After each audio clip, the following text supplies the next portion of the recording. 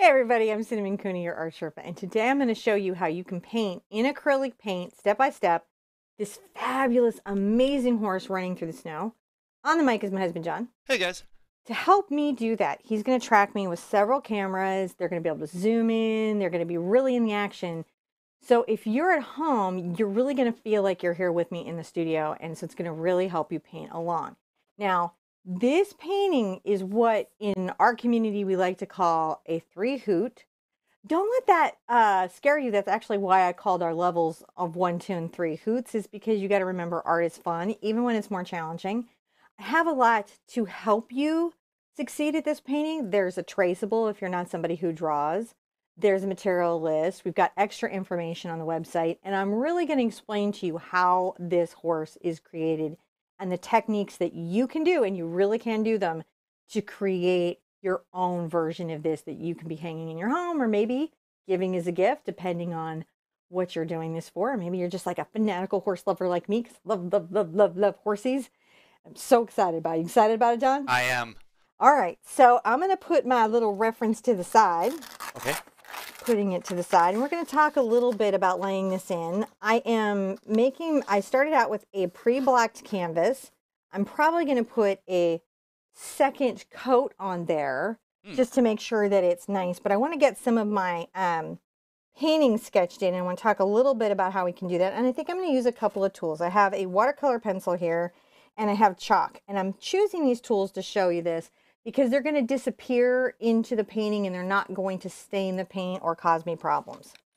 Now, as I'm doing this, I want you guys to notice a little shape. If we come down from the top in the center, make a little mark, and you think about there being an oval, because horses are actually a lot of ovals. In a secondary oval coming forward, you're going to have a nice big circle for the body, and it has a little perspective other circle that's sort of coming out.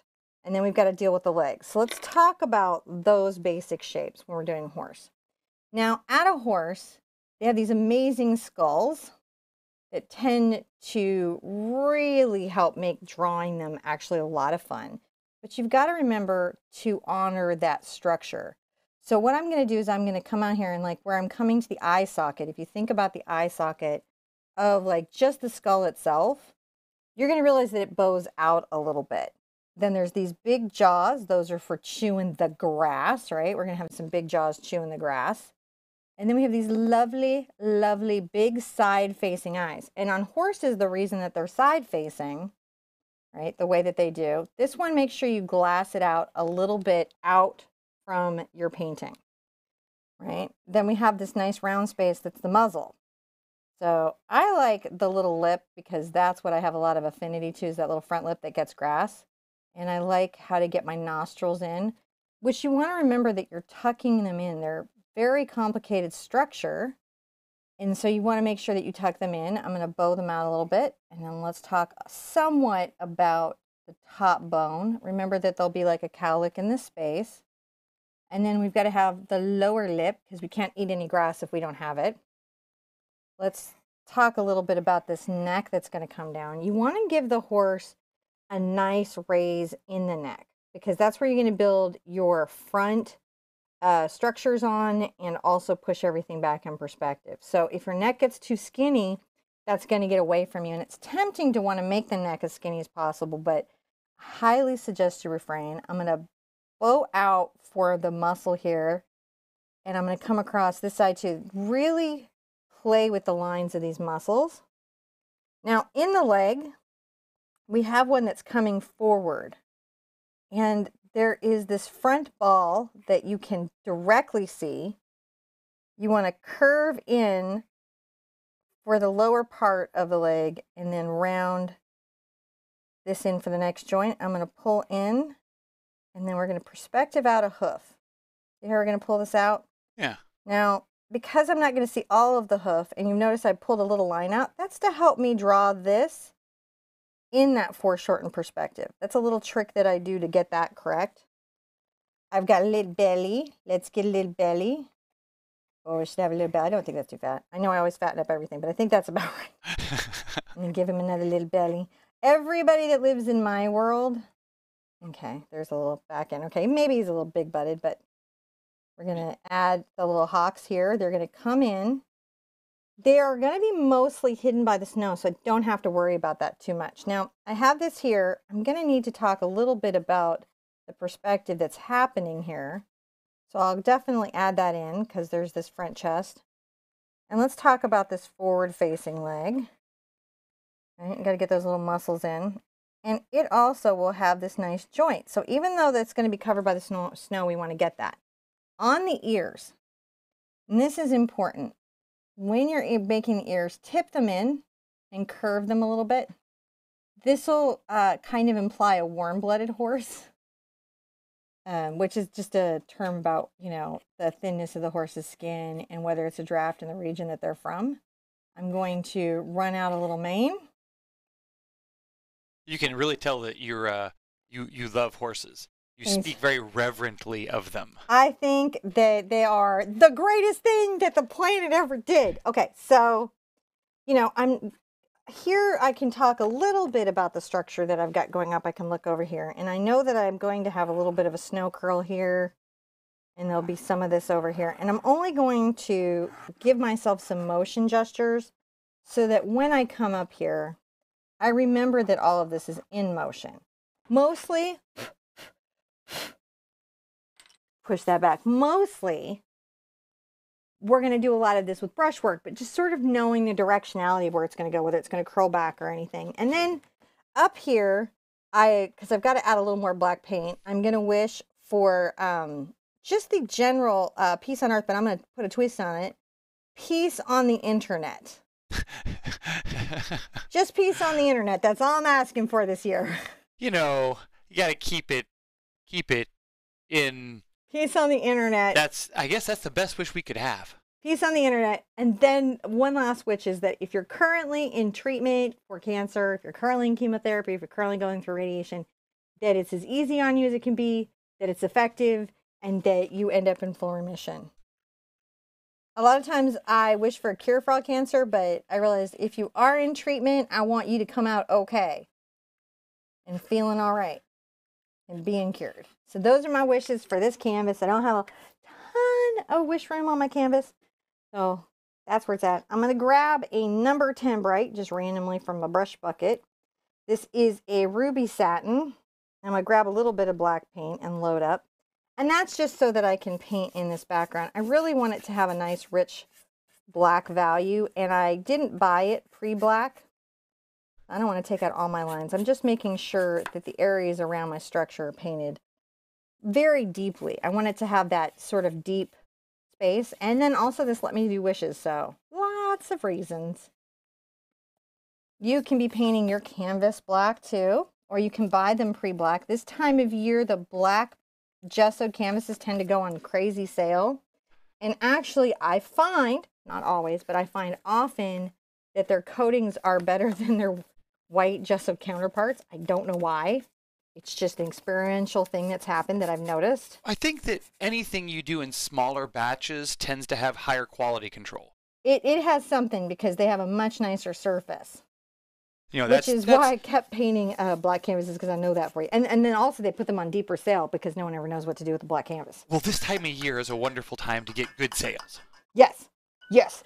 Always look for sales. For the coupon. For the coupon Sip for Coffee. So you kind of understanding that. You know there's a traceable, so if you don't draw, that's okay. But this is just a little talk about horse structure. And, you know, just remember that there's bones here and you want to talk about these joints, you know, nicely and accurately. And if you've got this bone, you want it to be on a curve where they would line up. And make sure you're seeing the little belly because we're not starving a little horsey out. Okay. So I'm going to paint a lot of the horse first. I'm actually going to reserve the forward leg until last. And the reason is, if you notice this in the piece, I'll put this over here so you can see that. Look at the layering. Oh, yeah.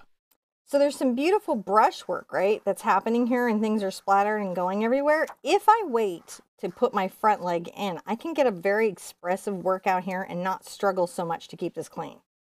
You could do it all in at the same time. This is just a strategy I employ to not be annoyed later on in my painting. because I painted a while and I know what's going to annoy me. I love a good strategery in the morning. Strategery. Okay. So definitely going to be using brushes that give me control. And I think how I'm going to really start into this is blocking some value sets on there. So I'm going to pick a small enough to work my horse brush. This is a number 4 Cambridge Bright. I like these. They're a mix of synthetic filaments and hog bristles. And I'm going to come here. I'm going to get a little bit of my black, like you do, and some of my titanium. Oh, I forgot to tell you the colors. Okay, this is great. But they're in the description below. So I've got Mars Black, Prussian Blue, Burnt Umber, Burnt Sienna, Yellow Ochre, Titanium White, Zinc White. Yeah, I highly recommend getting Zinc White. If you can't find it under the name Zinc White, check for Mixing White. Dox Purple, Phthalo Blue, Cad Red Light. You could use Cad Red Medium if that's what you have. You could use Naphthol Red Light if that's what you have. What you want is a red that is the lighter, a mid-shade. You want a lighter shade that's to the yellow. I've got Cad Yellow Medium and I have Quinacridone Magenta. So I'm going to just make it's dark. It's going to be a dark value, but it's not going to be my darkest value. And I'm going to start kind of putting in some of what I'm seeing here. So the little bellies, I'm going to scruffle this in. Scruffly scruffles. Now that chalk seems to just be... It just will come off. Just and then what doesn't right just, off. yeah, just come, what doesn't just come right off? I'm going to get a little bit of my black. And I'm going to just make sure I retain that little value shadow, and I can come back with just a little bit more. Notice that I'm sort of shading the barrel and the shoulder. Right.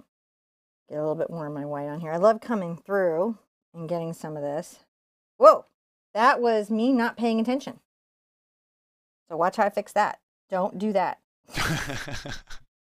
But I'm going to use it to my advantage.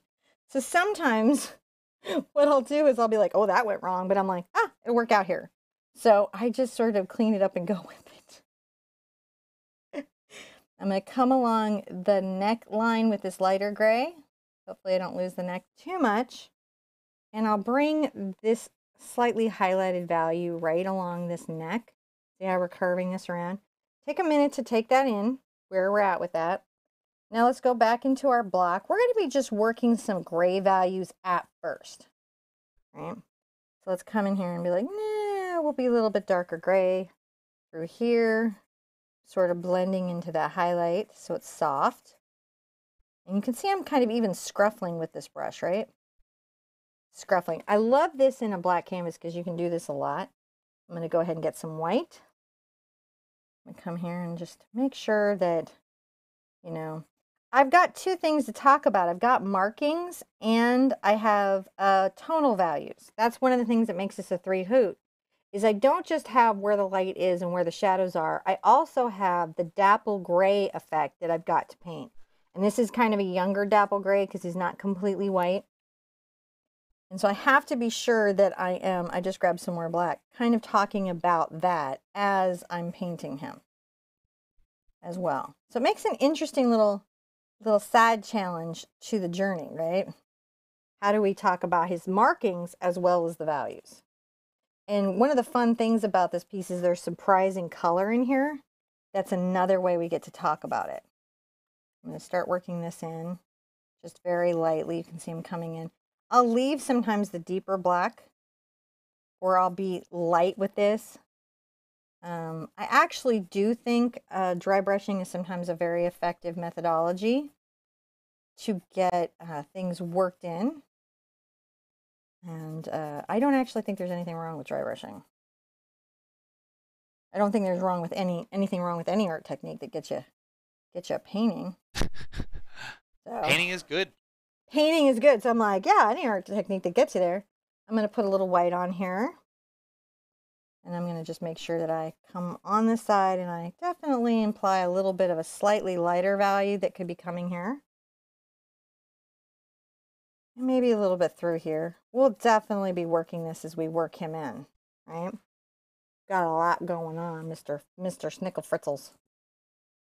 Because some of this is going to show up because there's white around it, right? Because we're going to be almost haloing this with this type of white, which is fantastic. Let's come right here, and maybe I did make that little belly a little bit fat, so I'm going to come on the inside line of that belly. I just want to feed my horses. I had this one horse once that got super, super thin because he couldn't eat fast enough, and the other horses were stealing all his foodies. And we couldn't figure out what's going on with him. He just kept getting thinner and thinner and thinner. It was getting really upsetting, and then we realized that the pony and some of the other horses were stealing all his food. Because he just liked to eat one little straw of hay at a time, very slowly, and chew it contemplatively. And the other horses were like, time to eat and hit the pasture, dude. And he was like, no, I'm a barn horse. We don't, what? No, I don't want to go outside. So I've grabbed a darker value. So I've added black to this, and you can see I'm blocking this in. See, I'm working this in here. There we go. Just still thinking about it. Now, interestingly enough, there's a dark value, dark value kind of down here at the belly. Belly has this dark value. And then right above it, boom, boom, boom, boom, boom, boom, is this lovely sort of lighter value that we're going to talk about a bit. Outside of, what was the beep? That was some power fluctuation. Oh, no, man. I'm painting the horse today. No power fluctuations. Well, I've got at least 15 minutes battery backup. Okay. So I'm just sort of working this value up through there. I'm just blocking out his zones. Again, if you'll remember, I'm going to wait a minute on his front leg. And even, now, for me, if I paint this leg out, it's really not going to stress me out. I can paint these legs in my sleep. Like in my sleep, literally. So I'll put it back in very easily. If it's a real struggle for you to draw, keep your traceable or keep your reference close by so that you can easily put it back in later. Or paint around it. Just do your own thing. I'm not stressed. If you have a different strategy, I'm not going to come into your studio and take your brushes away. No, some art teachers make it sound like they're going to do that to you. You're like, feeling artists have, I think. I'm going to grab a little bit more gray, kind of a darker value. I'm going to come in the back and talk about these little forelights. Just a smidge, just a little bit. I'm going to leave a little bit of my black showing through here. I know that this may be kind of, well, unrelated, but it is sort of related. What is a hawk? Oh, so that's the joint on the back legs, on the back haunches. The hawk is the backwards facing joint that goes like this on a horse. Oh, and what's a haunch? His butt. Okay. I honestly just... His butt. I'm not a horse person. Butt. He's got a butt. Oh, sorry. I know what a hoof is. You know what a hoof is? I know what a knee is, but I didn't know what a haunch or a forelock. Yeah, so the top of his little back, he's got some withers back here. And we talk about the chest and the barrel of the belly. And we'll talk about the forelock, which is the hair that grows at the front. And I knew about that. You know, and like... He's got a little cowlick happening here. And just word nostrils. And it's fun. Horses have body parts. And they all have names. That are different. And if you really love them, you get all names of things. Because you can totally geek out on your horse. Big time. I'm going to add a slightly lighter color back here to talk about his little butt. His butt. His happy butt. He's got some butt. I'm sorry, I don't know what's up. All right. It is a thing today. I apologize. I'm going to add some more light color just right here for a second. Just sort of dry brushing that in. You can see I'm just working that in lightly. See how it's coming in soft? It's also giving me that nice sort of little effect I'm looking for. He's coming in beautifully. Yeah. Now, his face has a lot going on, so at some point I will probably get into... some smaller brushes, but for the most part, I'm going to do a light gray,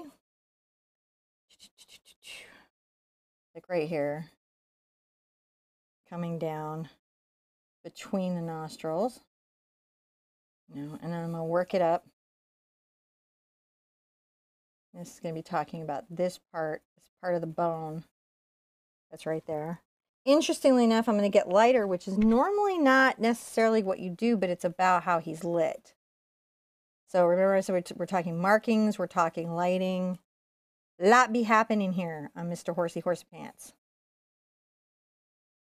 And then we'll definitely use this lighter value up here. See how I'm leaving the sliver of black to help me work that out? To let me know where it is. Like, hey, I'm going to make sure that the bone which would, I might actually even paint some of this in and come back with my 4-lock and hide that out. Right here. Ba-doot-doot.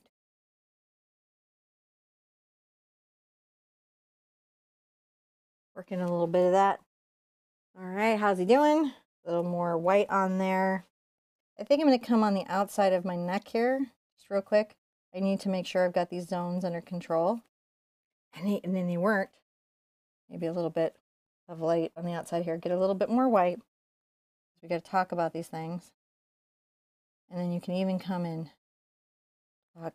Let's get a little bit of white. It's a weird thing we're going to do, but we're going to make sure we talk about the 2 little highlights on. There's a bone and it has this little ridge. I'm gonna be dorking out today. I hope you guys don't mind. Be like, she's taking it a little serious. You have to get the horse anatomy right.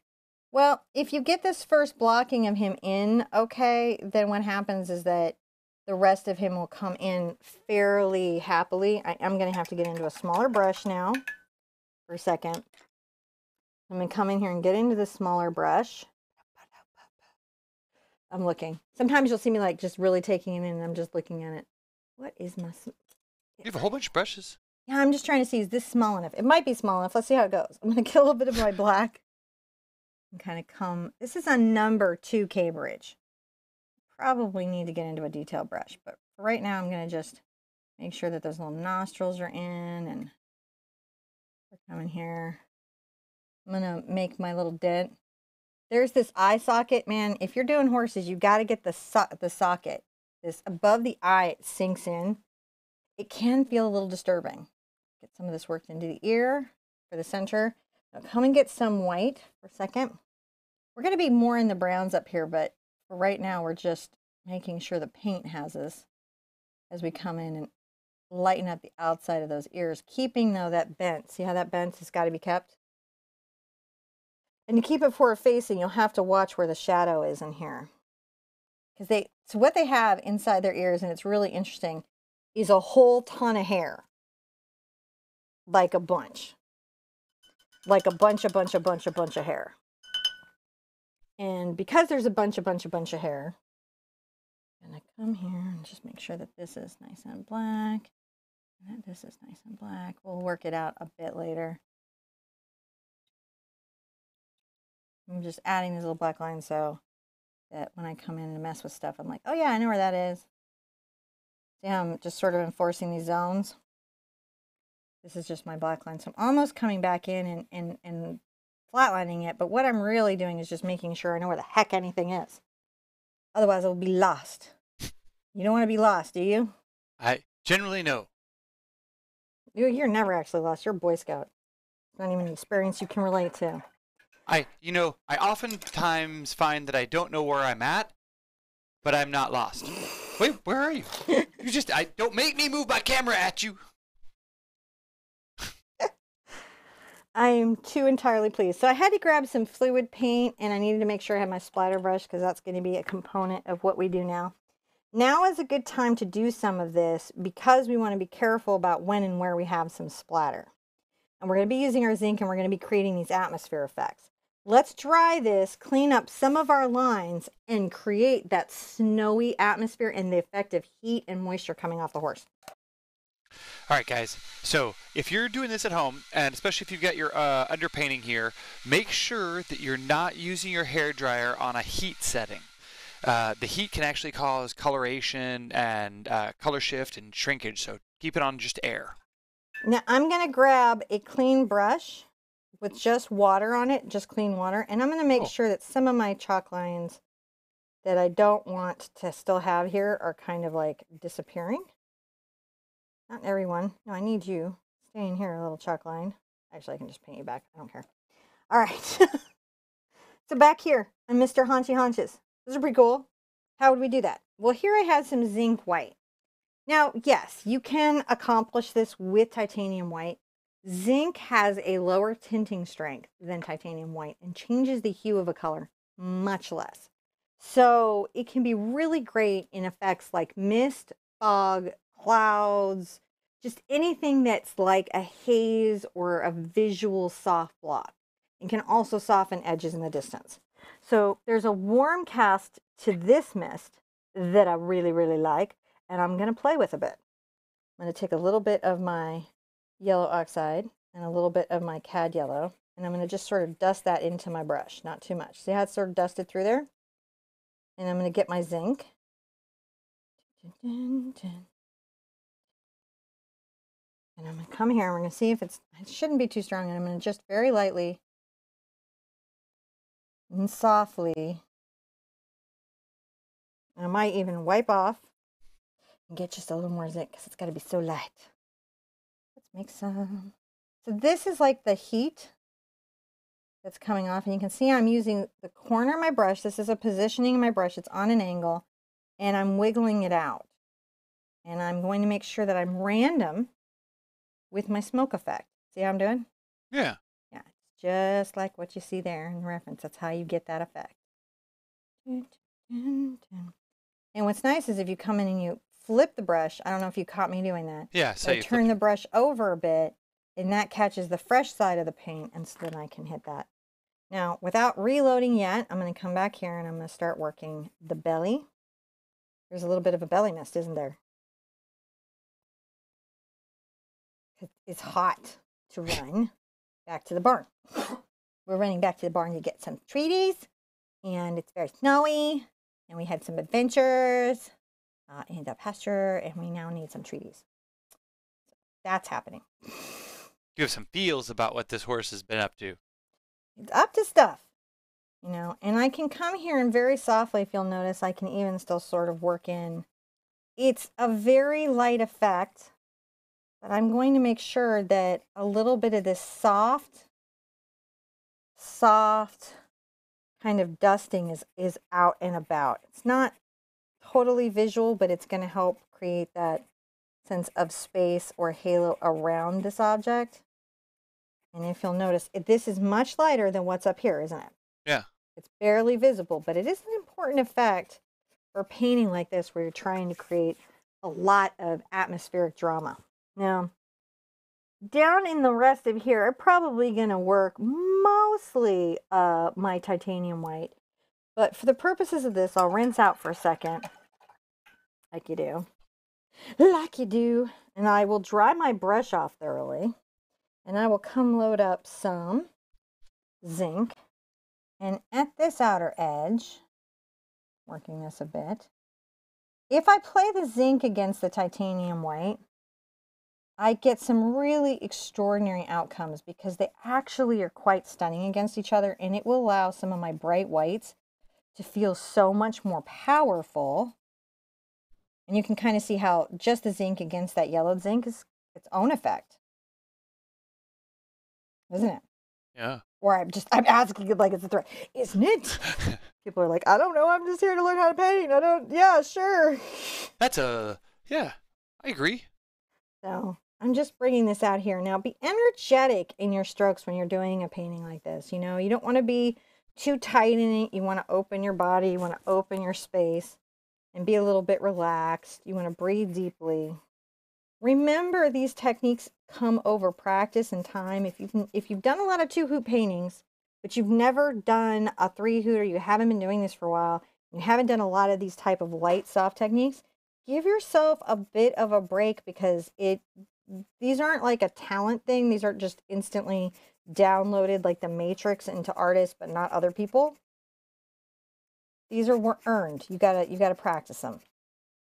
So if it takes you a minute to get the effect you want, don't be hard on yourself.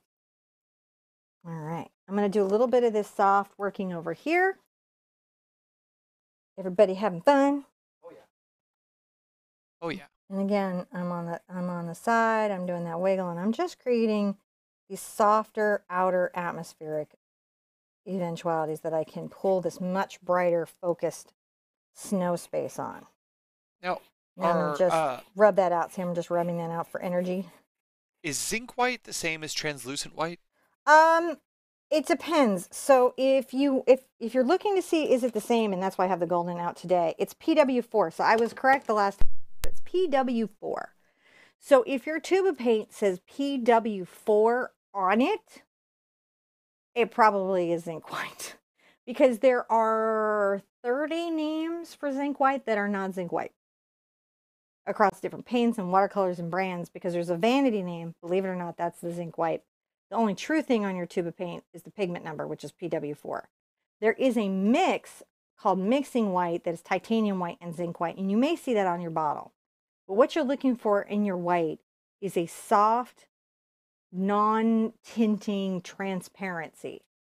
And I don't have what you have in my hand, but what I would do if I had stuff like that going on, I'm gonna keep wiggling over here, is I would get it out and I would test it and see the effect that it gave me. And as long as the effect was what I was looking for, I wouldn't really worry about anything else, if that makes sense. Because it's the effect that's a big deal. Now you notice I'm doing these sort of energetic little kind of dispersion of snow effects that are right here. I really like that. And the light zinc lines give me some nice resolve in that. Let's get the white out. So the white, I'm going to take, I'm going to get a little bit of blue, and less than that. You can't believe how tinting phthalo blue actually is. I've just got a little on here. I have to have so little because I still want it to be predominantly kind of a white, but I want it to be cool. And we're going to come here, and between these two legs, we're going to very carefully paint, if we can carefully paint around that. I may have to switch brushes to be careful. We'll see how we do. I'm not too fanatical about it because we're going to be doing splatter and other things. So there is this sort of like, it doesn't have to be like a perfect line.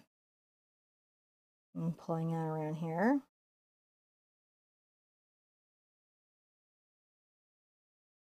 And then coming down here. Now,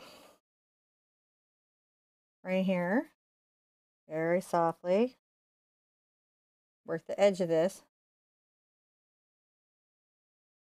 And then come around the belly. And you're going to just also make a very similar kind of snow stroke. See, I'm going to wiggle up. I'm doing these little energetic. Snow is like somebody got into your flour. If it could be wet and not clumpy, and then threw it around. This is kind of what we're going for. I want a little shadow here. And I'll start to talk about some of the shading and pattern of all of this, and like the waving. So see how there's a wave here? These are the things that are going to help it feel like what it is.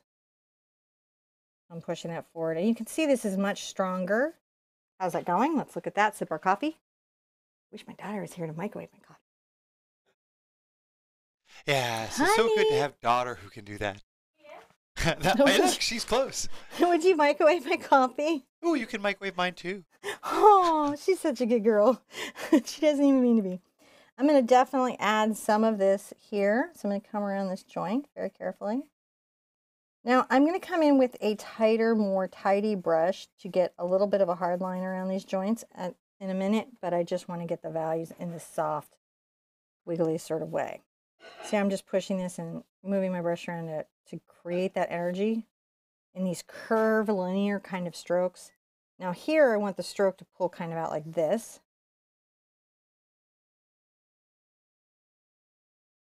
You know, just make sure that you're talking about that a little bit.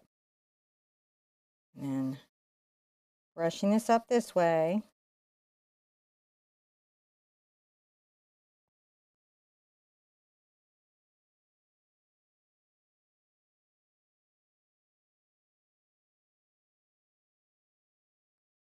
So that's looking pretty good. We're pretty happy with that. I'm going to put this back for a second.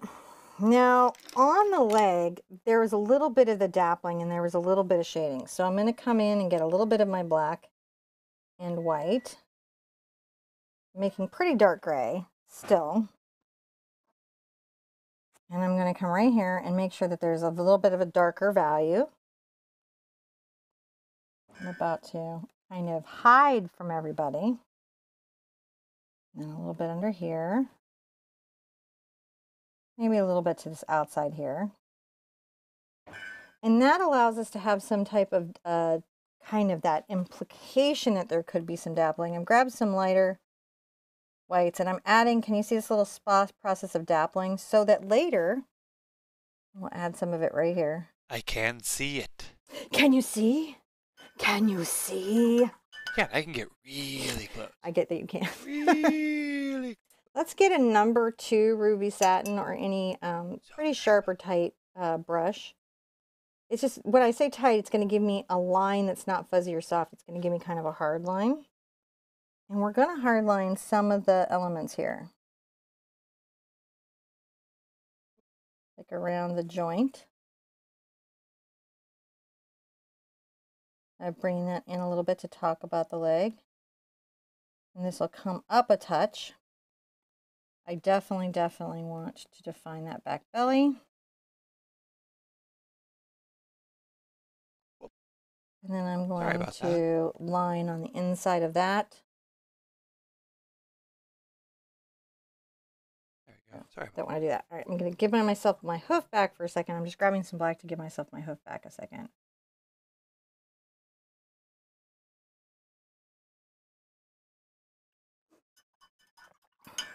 I just need to make sure I've got a nice little outline. So back up my brush.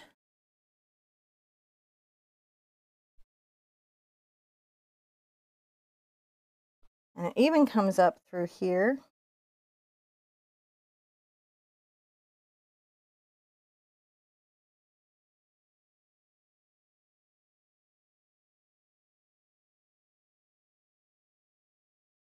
Just making sure that these are considered and thought out.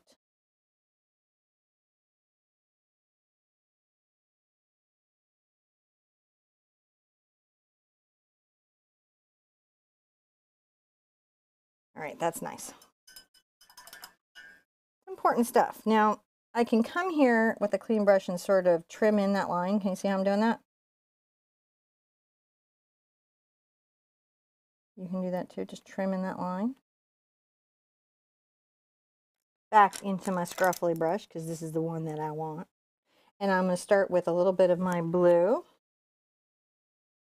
And you can get a smidge, just if you want to warm it up a bit, you can get a little bit of your cad yellow. You don't want too much. And we're going to get a lot of white. I'm going to start to do this snow motion that we have here. I'm coming up over the arc. A little bit of this blue here. I think this part is really fun. I love the color here. Oh, yeah, me too. A little more of that into that, because I want it more turquoise.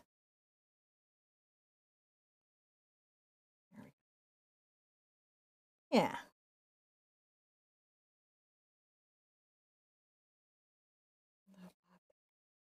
Because we're going to talk about this space. And you can even just kind of stipple out where we're trying to say, oh, there's some little bits of that are working.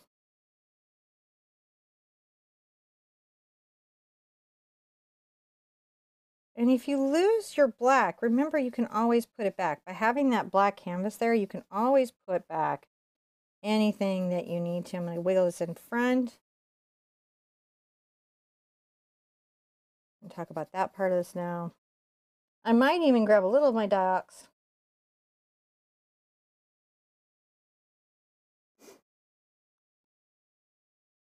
And add that in here too.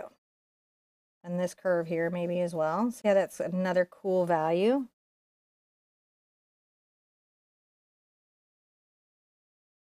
You put some back here. Just keep talking about this as it's going out.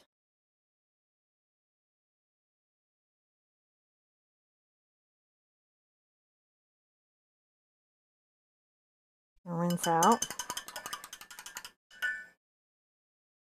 And I'm going to get, and I'm really going to rinse out, and I'm going to get some more white. I'm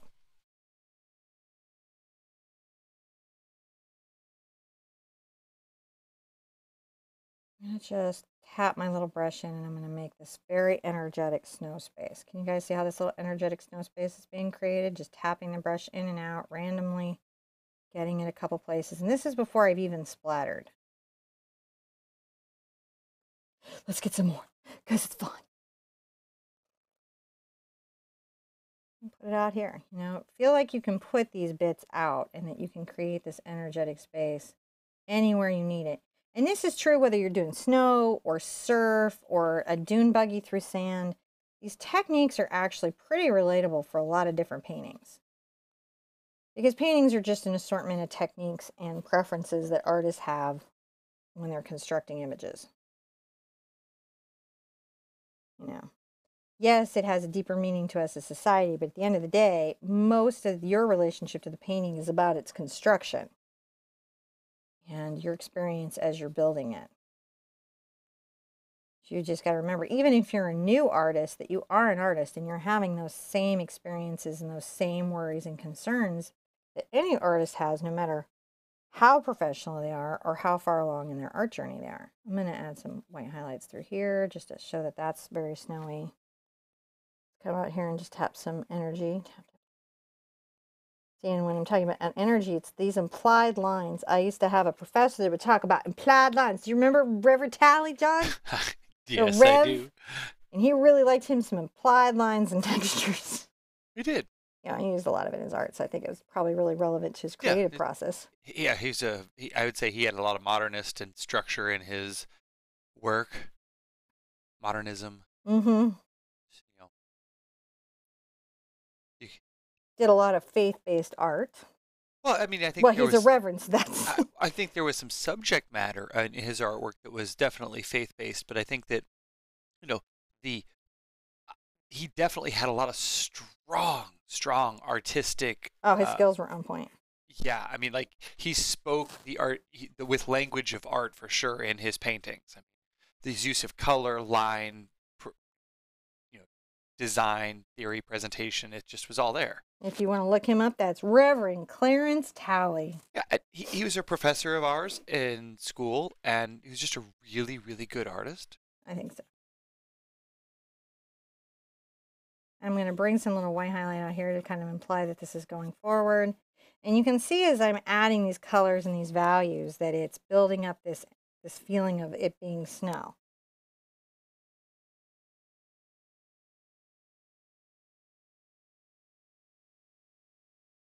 And I'm just trying to make sure that my wave and my energy, let's look at that from a distance. From a distance, every once in a while, you're going to want to back up from your artwork and sort of take it in and evaluate and go, is this the direction I'm trying to go? Does this feel how I want it to feel? Am I happy with the result? Are you happy? No. So I'm back at it. This is one, and I told John, I warned him before he got in, I'm going to just use some phthalo blue here. That I said to him, I said, you know, I'm going to be in this till I'm done. No It's one of those days. And he's like, oh, no. And I was like, and there may be a unicorning at the end. We'll see how I feel. So I'm just kind of working this around. And I'm just going to keep playing with like my snow. Another thing that you can do, and if you're at the easel, you can get back pretty easily. But if you're not at an easel, you may need to take, like, so say if you were in a space where you couldn't get up or move back from your art with ease, I'm going to make the little forward line here. You would take a picture with your phone and look at it is another good way to. I'm going to add some energy here that I'm feeling. Be even more energetic now. Look at that. So I'm happy. I really feel that I definitely want splatter. So I'm going to go ahead and get my splattering tools out. You could very meticulously, using a toothpick as a dotting tool, just do this very slowly. If you don't have a splattering tool or you don't enjoy the splatter experience. But I greatly do enjoy the splatter experience. Very, very much. As is obvious in a lot of my artwork. And the fact that I designed splattering tools specifically. So you can see, I mean, the splatters are going to get a couple of places. And what's nice about the layering of the way we're painting this in is that we can still retain some sharp edges a bunch of places.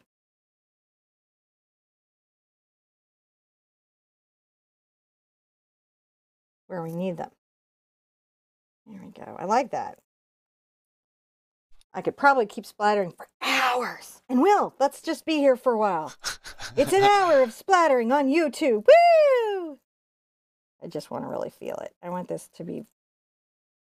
I like to show the medium that my paintings are made with. It's a thing that I have going on that I'm very, very fond of. So I'm going to take that in. I'm going to sip my coffee. Ooh. You want to take a little quick tour around it, and then I'm going to gather my thoughts for the next section. So you can, you know, we've been able to stay pretty close. So you can really see now with the new camera how much more that texture is. We go all the way into the texture. Ooh. Okay, so we won't go that far into the texture. That seems a little ridiculous.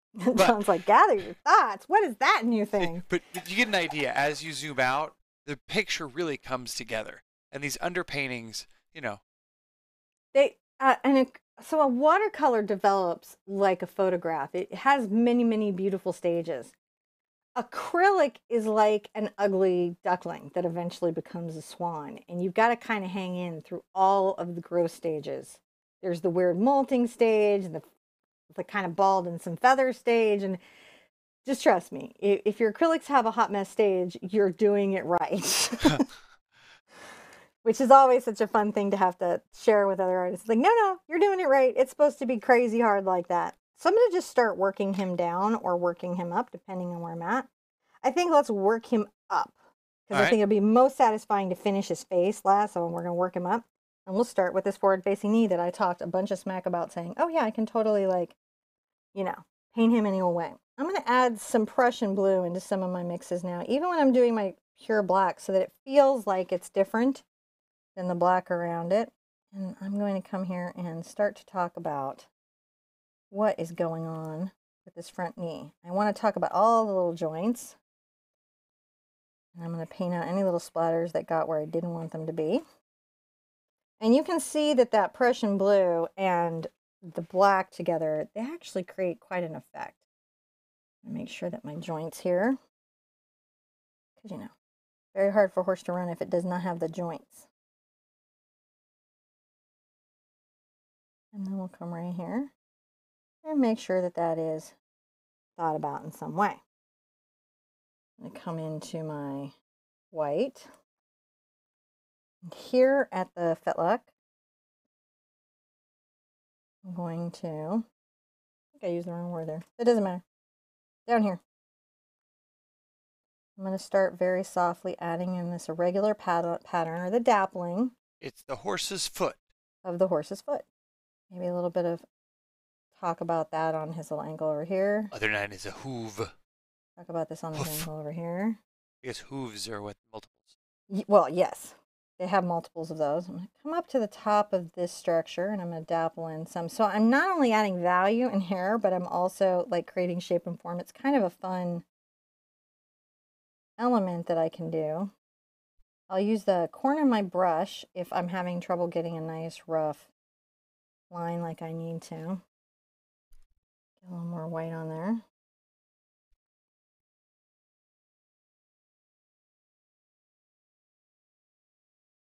And wipe out, wipe out, wipe out. That's when I don't want to get all the pigment out of my brush, but I need a lighter value.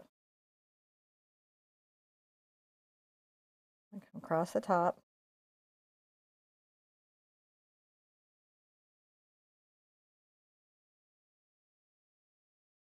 Add a little bit there. I'll come here and I'll add another little layer.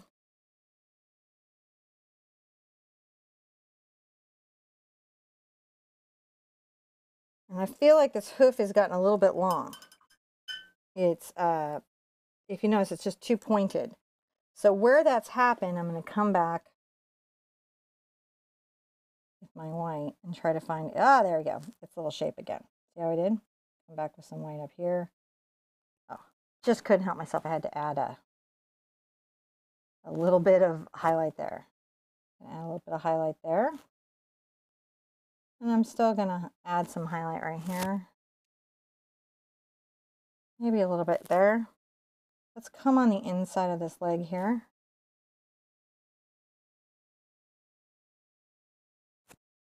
We know we want this to be nice and bright and white in here, so I'm going to bring that down. if I take out too much of my back leg, I can always put it back in. We're just starting to talk about what we've got going on here. I'm bringing in dark value kind of under the belly. We're just trying to keep the form and shape that we have already worked very hard to have back here. And to get a little bit of my white into this, you can kind of see that there's this lighter area and it's in a curved sort of feel, doesn't it? So curve your stroke. Think about that a little bit. You know, you come out here, let's get a little more white into this.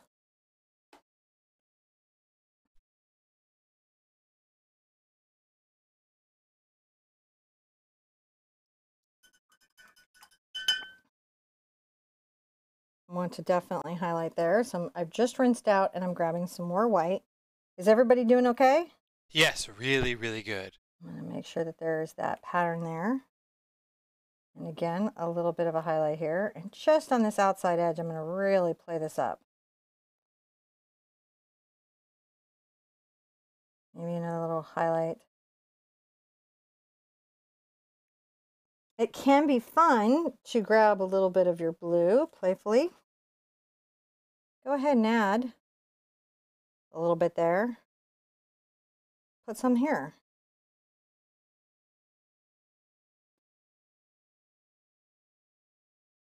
Add up here.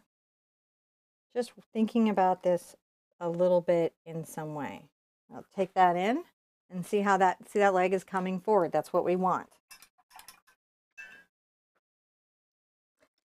Where's my smallest scruffly brush? So I'm going to be playing my number 2 and my scruffly brush against each other because I think that they're going to give me the effects I want.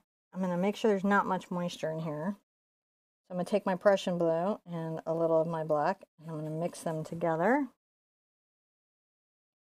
And let's go ahead and make this dark value that's clearly happening here. Let's bring it around here. And bring it into this space.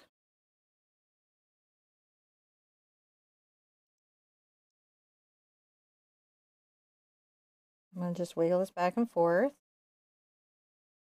The dark value that I'm dealing with, but I got to not lose my grays and everything underneath. And I'm trying to create my dappling. Once I have that, I'm going to grab a little bit of my titanium white. Right. I'm going to sort of wiggle the dappling, which is a very random spotted pattern. It's not like an Appaloosa. It's kind of like a going gray sort of effect that happens to horses. Add that little highlight there. And so it's very important to catch how that is working. And let's go ahead and get some of the darker values back in. I'm going to get a lot of my blue and some of my black. And I'm going to just keep working this area, right? Make sure there's some stuff happening here. We know we're going to come back with a highlight. But I can come in with my shadows and be like, oh, I know I've got some.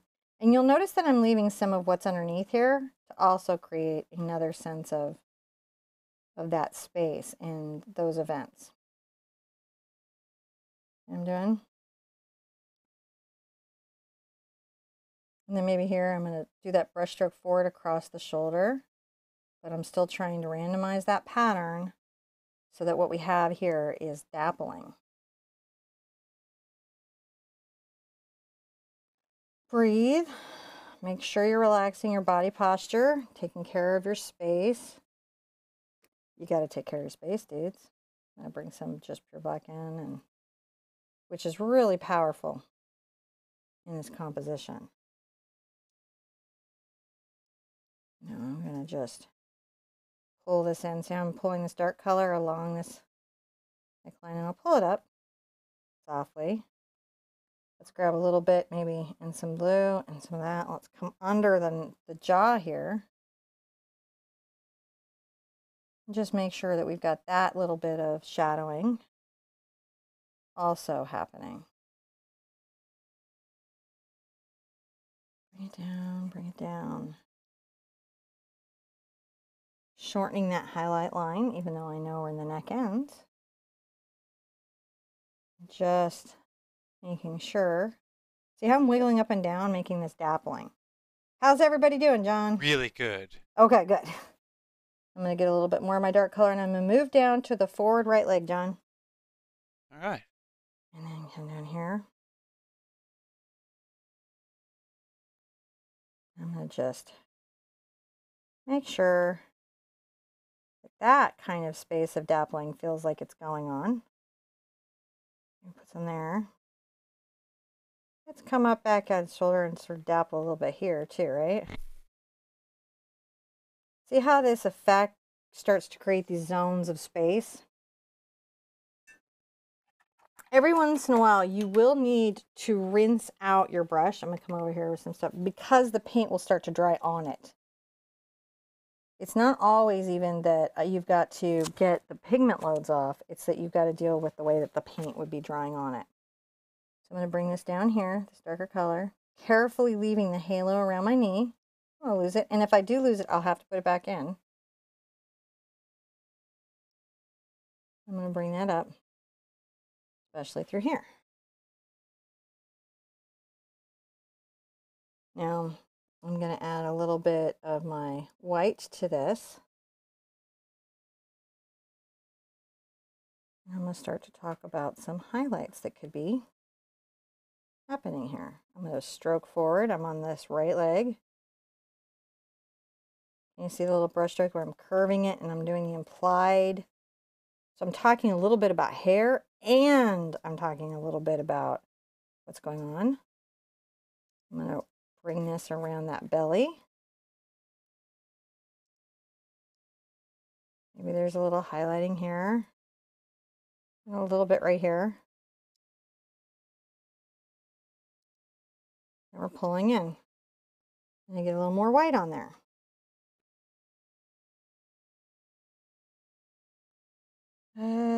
But you can see it's not white, is it? Yeah. It's not. We're just trying to create the spaces of these dapples.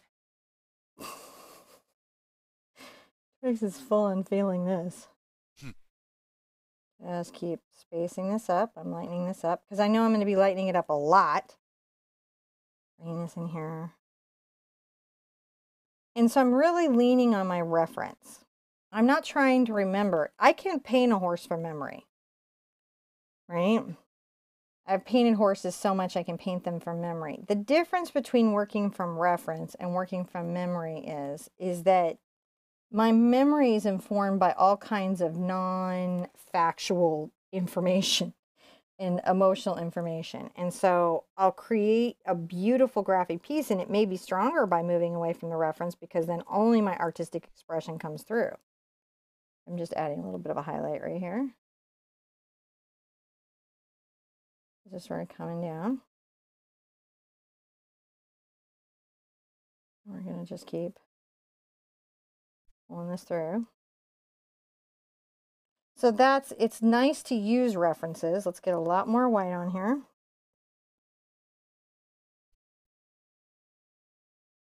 Add some to there. Now, if you didn't have Prussian blue, this is a cool blue, yeah? Yeah, the Prussian blue is a nice, deep, rich blue. You could use an indigo. You could just use phthalo if you had to, and maybe take it down with either dioxazine or with Mars Black. Any of that would be fine.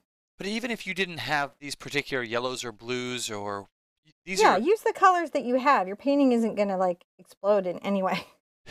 You could even get, crazy and maybe exchange some quinacridone for that yellow mane.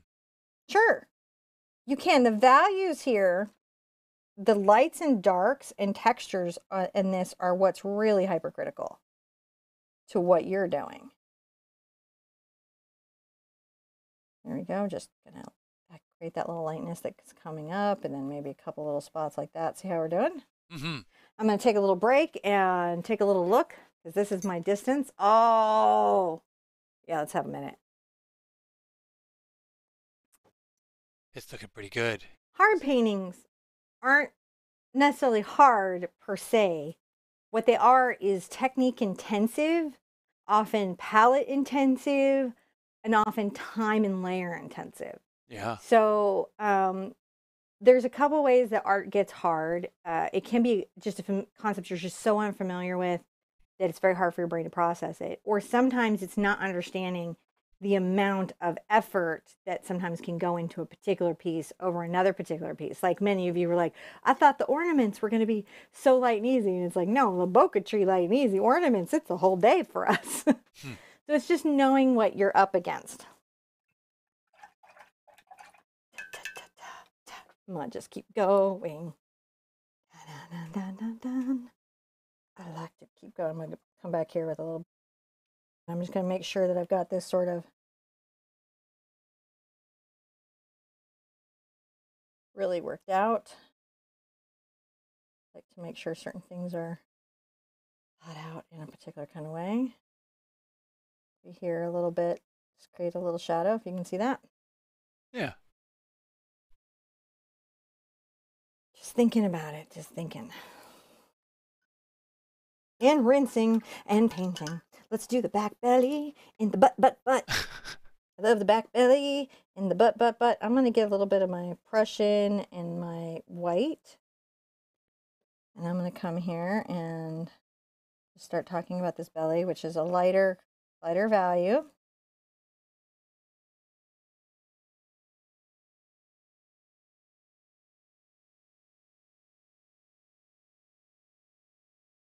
And even, let's get a little more white into here. And what's interesting even in here, I can get into my ochres and my burns. See how that sort of warms it up? Oh, yeah. Come back here and be like, oh, what's this? Yeah, that's fun. So on the outside edge, I'm sort of warming that up. I'm even going to come down with a little bit of this, sort of down. That was a little yellow ochre and my burnt umber.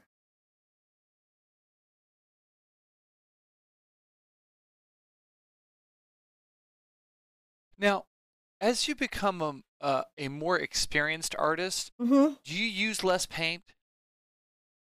Because you can. Some of the folks in the chat were saying they were finding that they use a lot more paint than you do. Well, I have a very good sense of how to load my brush. I have a very good sense of my canvas and how much moisture needs to be on my brush, and that does take a minute to develop. So if that makes sense. So that is something that you may find in time, is that you use less paint. You will use less paint, and you'll look. I don't care how hard the technique is for you now. If you refuse to concede that ground to that technique, you will learn it. That's your trick. Real artists refuse to concede any ground. No, I don't want to say like blanket statement, but what I'm really saying is that when you do art a lot, you'll find that you're like, oh, well, I'm just going to keep it this until it works, works for me the way I'm hoping it will necessarily work for me. And come underneath here. And again, talk a little bit about this and this. Maybe just a little bit right here in the forward front. Definitely right here on this outer edge.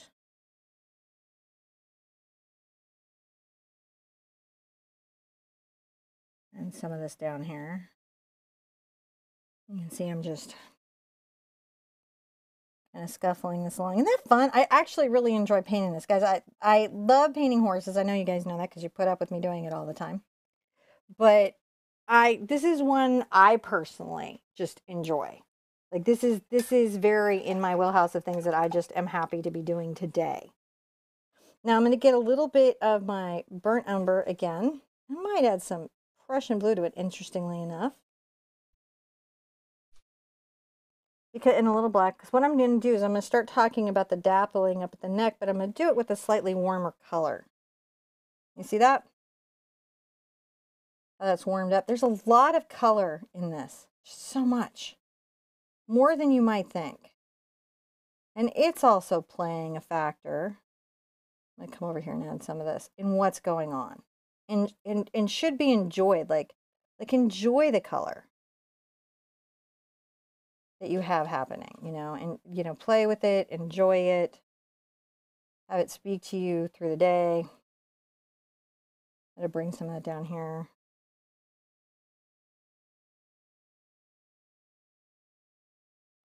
Talk about it over here.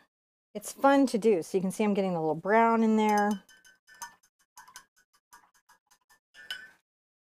You know, there's a lot of playfulness of what we're going to do. One of the fun things that we're going to do is we're going to take a little bit of our cad yellow and our cad red.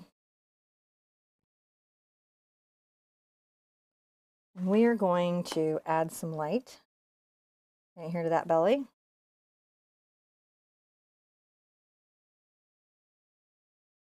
See what I'm doing? It's very dry. It's very light. I'm leaving a lot of the paint underneath. This is an interesting thing to have to figure out, like, how am I going to do this? But that's something you got to do.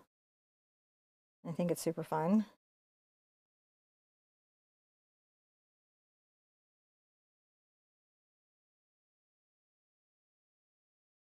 Just talking about a little bit of that glow that just pops on the horse out of nowhere. Who's oohing and ahhing right now? Oh, yes. And we're gonna keep playing. We're gonna say, how about some quinacridone? And here's a surprising color mix, and burnt umber. And we're gonna get a little bit of our white to kind of reveal that color, right? And you're gonna be like, whoa, like that's not how I would have thought I would get there, or that it would be that beautiful color that it is. But it is a beautiful color. And sometimes color can imply value and lighting. Might get a little dioxin to that. Wonderful, wonderful space. And maybe come in here and talk about it in here.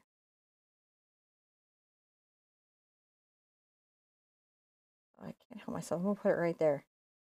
Just had to. Sorry. Had to be done. And come over here and add some, because this is so pretty. Sometimes I'll get into a color and it'll be a surprise and I'm like, this is so pretty. Then I'm literally adding this to everything. I'm going to get back into my umber, right, which is kind of toning this out a bit. I'm going to get a lot more white into it. And I'm going to add this pink to this space.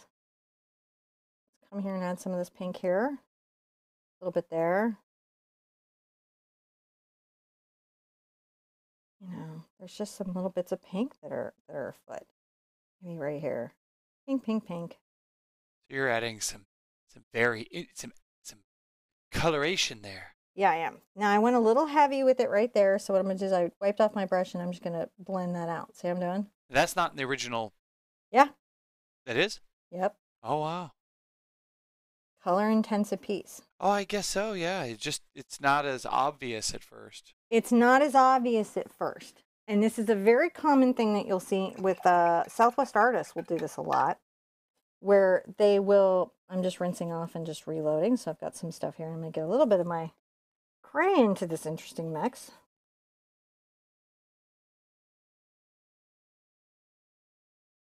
Just trying to pink that up a little bit. And I will just make sure that right there, I just, you know, we can be maybe even a little more playful about some of this stuff, but it is what is afoot.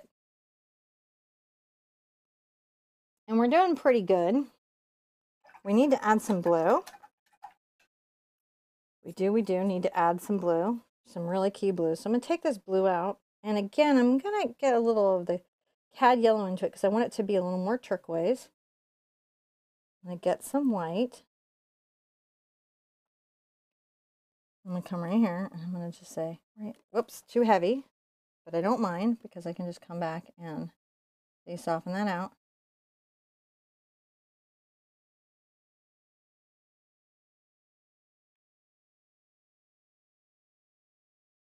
Can you guys see the blue going in?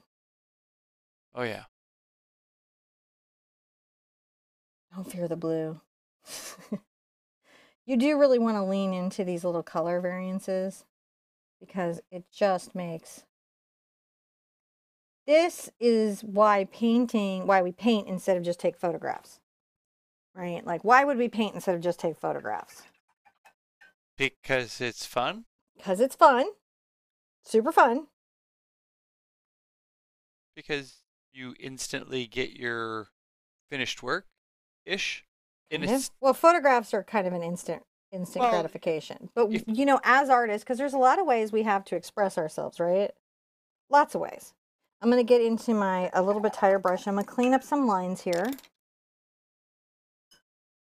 I'm going to come and get some white.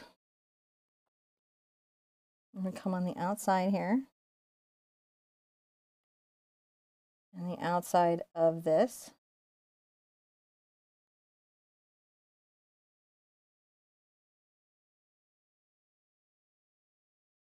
I can also do the fluid white. It's pretty good too. Just give me a clean line. I'm just trying to get some nice clean lines. See how that's going? Definitely want one right down here.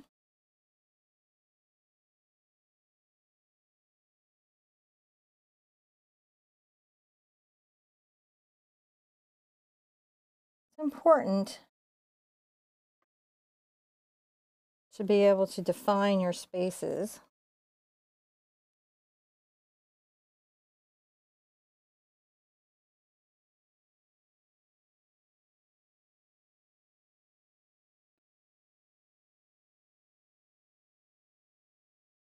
And talk about your object space.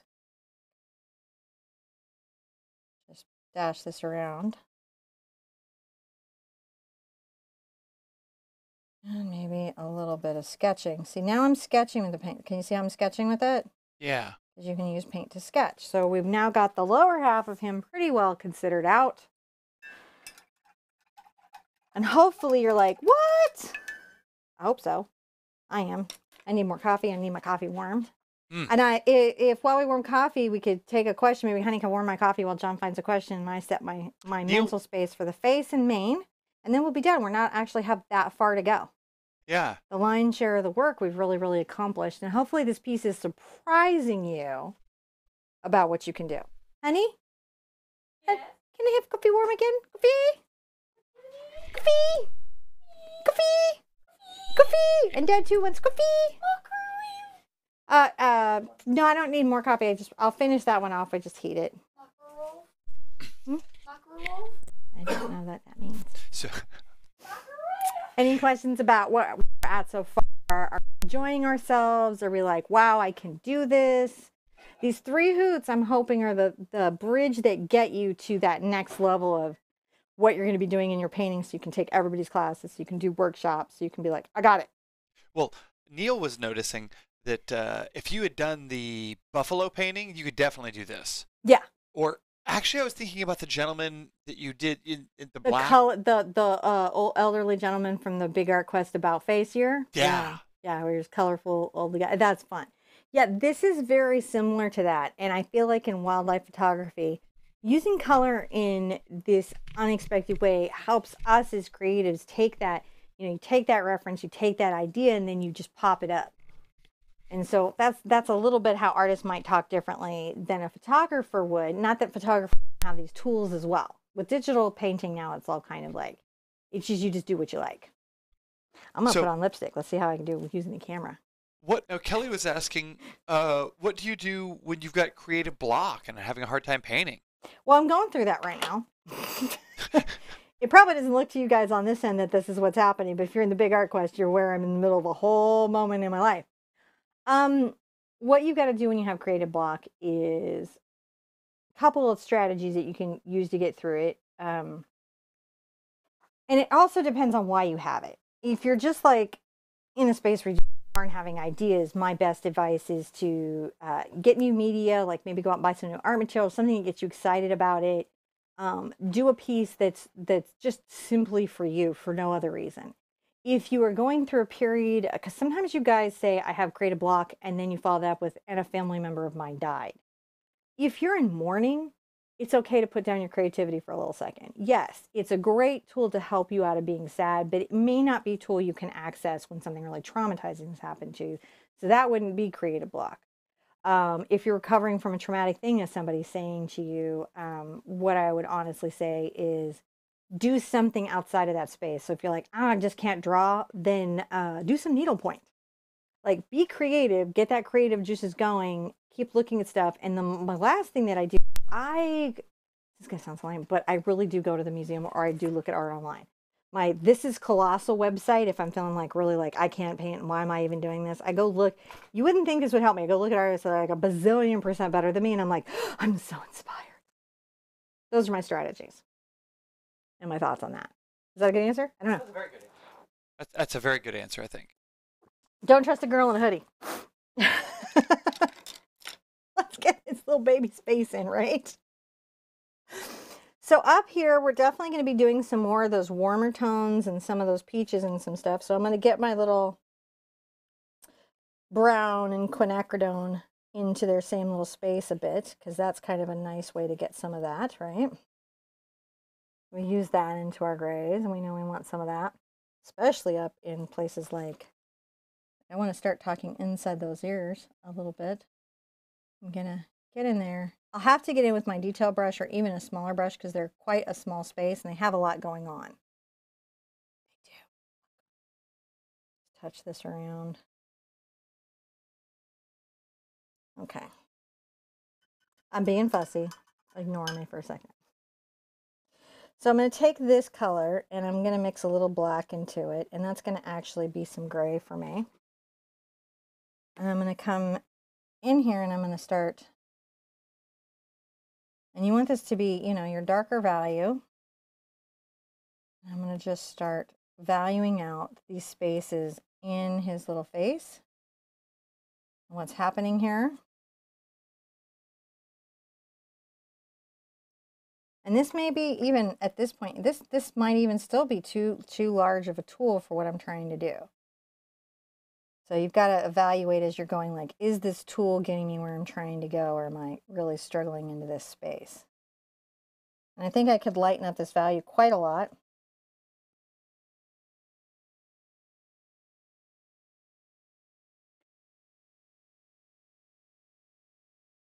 There we go.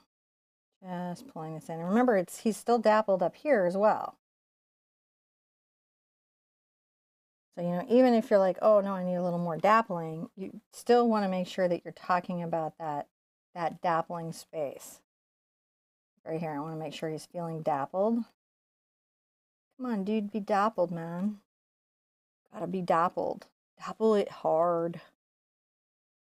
And lower the line here so that the forehead is a little, and I'm going to diminish this and use highlights now to talk about that space. So I'm going to get a lot more light value. I'm going to come here to the top and brush that down. Maybe a little bit here.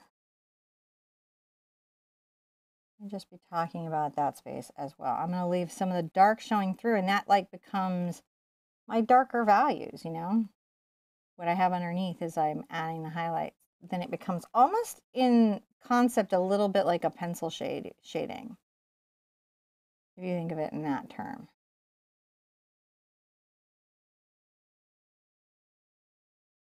And come on the outside here. Definitely down this. Just going to go back and forth. I do want a dark space kind of down the center of that bone. And there is going to be a little space underneath here that comes back that's a little bit shadowed, even as I reveal all the rest of this. Because you got to talk about that series of bone structures too, which may need to come back. Just sort of talk about this a bit. So you can see we're just trying to get in those little whole structures as much as we can. I'm going to switch into my smaller brushes, guys. Gonna have to. Because in this space, there they are. I'm going to use my glasses and I'm going to switch into my smaller brushes because we've got to do some very specific details that are important. And if I'm getting my mister, so my paint isn't so dry. So that as we paint him, he retains that gorgeous horsey, you know, kind of aspect about him. That makes sense. Does it? I don't know. I'm doing that though. I'm going to move my tools closer so I'm not really struggling. And I'll probably get myself my number 2 filbert. That's a good one. So this is a very small detail brush. The rest of this work I'm going to kind of work out in a detail brush. I'm still going to use my base colors. I'm just going to put them out with this smaller brush. So now when I come here and can come to the nostril and then, you know, flare it out. Just super important. It's not flared. He doesn't feel all horsey. Come under here. I think I have a nose. It does help him if you talk to him nicely. Yep, I imagine. Just saying. I'm going to shadow the inside here. And I'll soften this right here. I come along. And get a little more white. So there's very important sort of little structure highlight that comes on the outside here. And I want to catch all these little bone shapes so that he has that feeling. Highlight that little jaw there.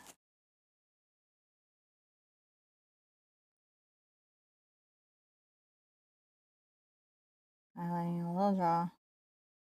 And come down. And we'll move this down too because it's a little closer to the nostril. As you can see, like, so this is when you might be adjusting some elements of him. Come on the outside with this. Just make sure that I'm speaking to his aspect. I come up the bone here. Test in here. Gotta definitely get this guy.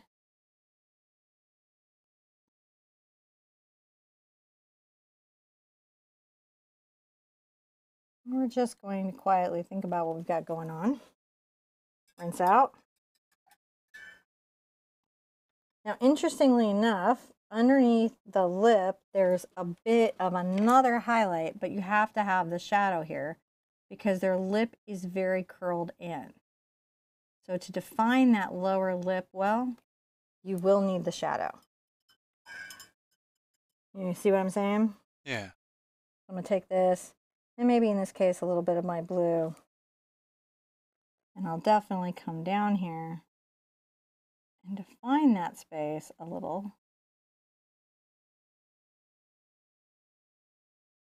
Like you do. If you do. A little bit of this. We can even pull this around here just some.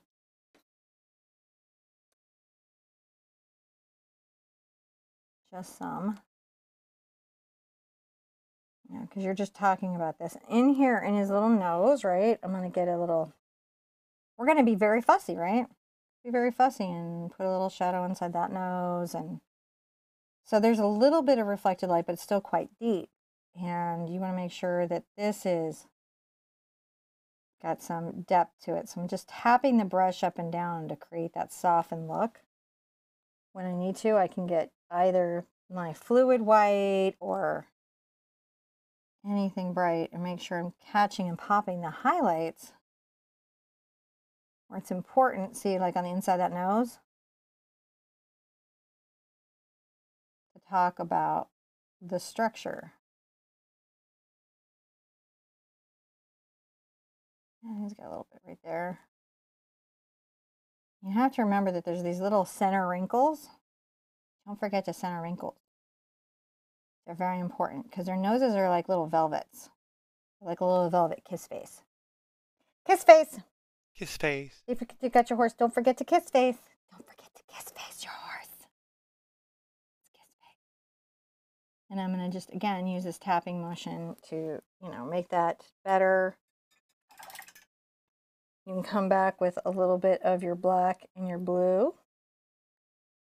And even go into some of the little spaces around the nose and the wrinkles. Definitely come inside the nose a bit.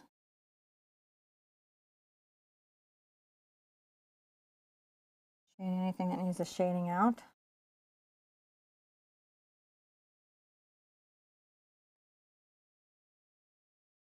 If I need to knock that thin line back, see, which I do, I can do that here. And I can even softly kind of talk about the nostrils a bit. Just come in here and be like, oh, there's a little bit of a definition. So see how his face is starting to take some shape into this? I mean, it's in here that we find his face because we're looking for what's happening here.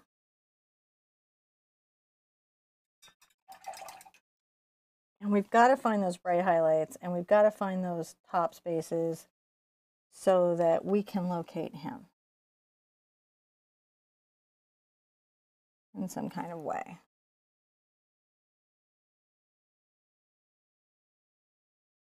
Come here and just add that up there. Definitely you want to highlight that little forehead thing down the side. Da, da, da, da. If you can stay out of the headspace of I'm drawing a horse from the front, I'm drawing a horse from the front, I'm drawing a horse from the front, you'll be fine. What can really throw you is when you get into headspace of what it is you're making and you start to assign difficulty levels to that process and say, oh, it's really hard to make that. I mean, maybe it is, maybe it's not, but it's not going to help you get through the painting. I'm going to just make sure I'm adding a little bit of this right here. I definitely want that, but you have to define this line almost by its shadow and value. I'm going to come up here.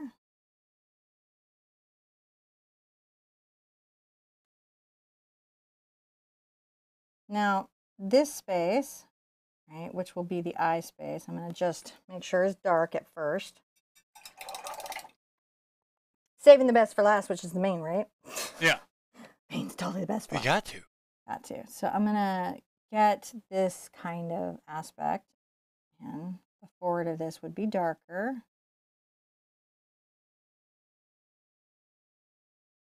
And you got to bring this down here. One thing you're going to want to watch is make sure that you've got a nice axis on your eyes. So that whatever axis they're on, it's on the same axis across. Otherwise, you'll just lose the whole thing. And it's real easy to get off axis. So don't feel like, oh my gosh, how did I get here? Everybody gets there. Don't worry about it.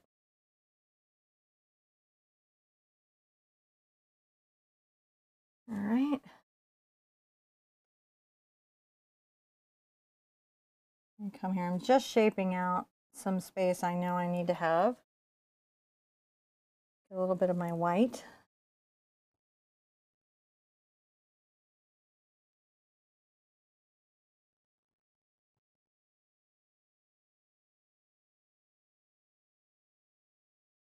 Softly shade that back in.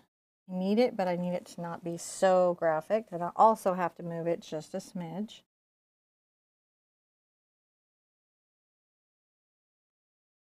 The eyes, as you know, are like my jam space. Yeah. It's what I really love getting into. You do really good eyes too. You know, now that we're starting to get a little focused on them, I'll zoom in a little bit more. Yeah, we're going to focus here on the eyes so these little suckers are in. Because those are going to be their own, they're going to be their own journey to get in.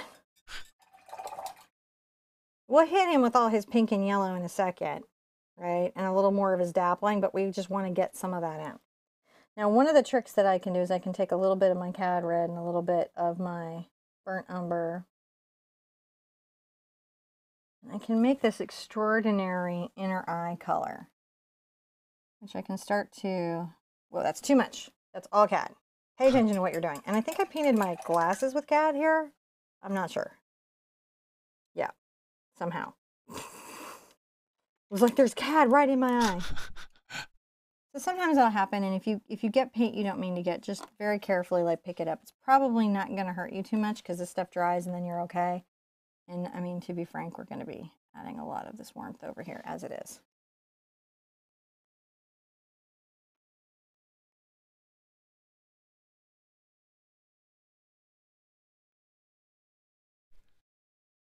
Come up here and bring that in. We're going to talk about this little darker space here. Let's get this more into the gray. And so it's a little harder to do the dappling here. you know, over different areas, but it's super worth it.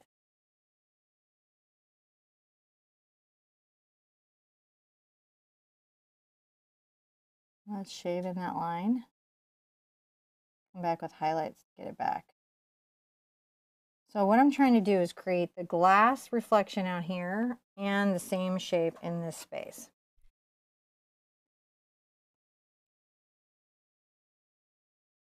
I'm looking for all those little shape indicators so that I have everything where I want it to be. And I can always come back, I can be like, no, I need to darken that back out. Because there's this dark skin around their eyes that you can, and then you use reflection and a slightly lighter gray value to get all the little shape of it. I see. That's what I'm going to be doing.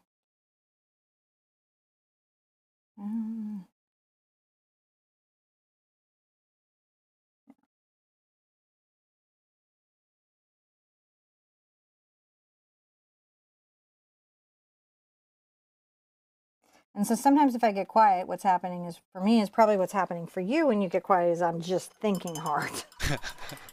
I'm watching. Are you watching? I'm watching hard. Okay, so I'm going to get some brown.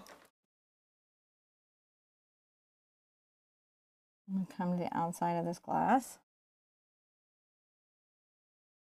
It's a good one. And I'm going to also come to the outside here, just to talk about inside there. I think I said fluid white and fluid black, correct? In the color description? So. Yeah. Oh, good. White and black. Because I'm going to need both. I'm not sure if we would, but I'm going to definitely need both of those.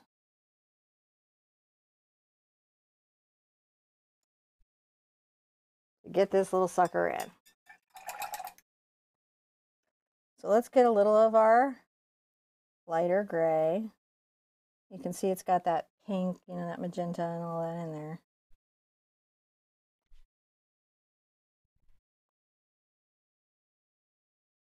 Bring a little bit of a highlight right across the top. Interestingly enough, there's one so softly right there. On the inside here.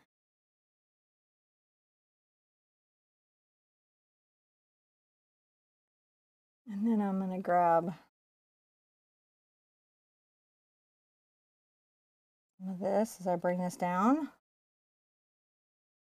Grab a little more of the white that's fluid, because it's going to flow off our brush a little bit.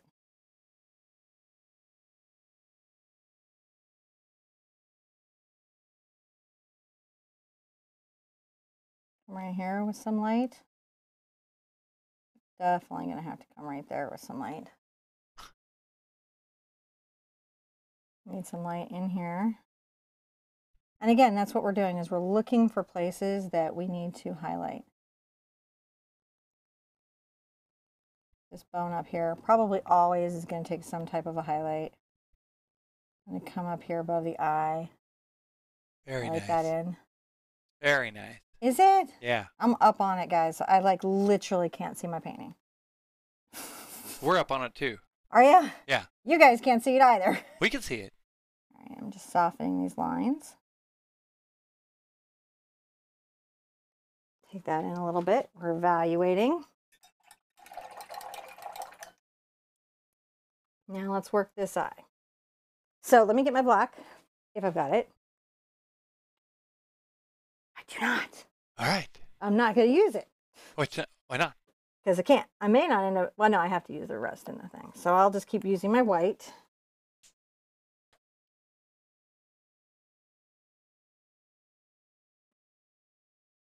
I'm going to thin some of this black as much as I can, and I'll probably add some Prussian blue to it.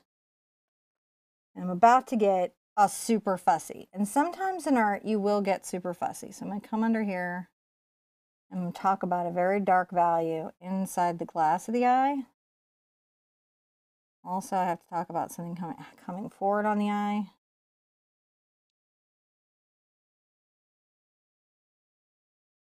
And a little bit kind of coming up this side here.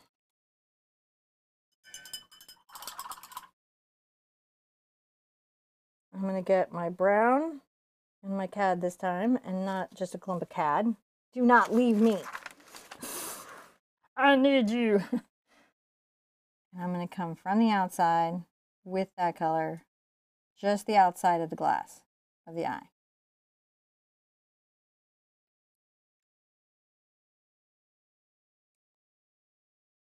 And I'm going to come there. Shade that out right there. Let's get a little bit of our highlight space here.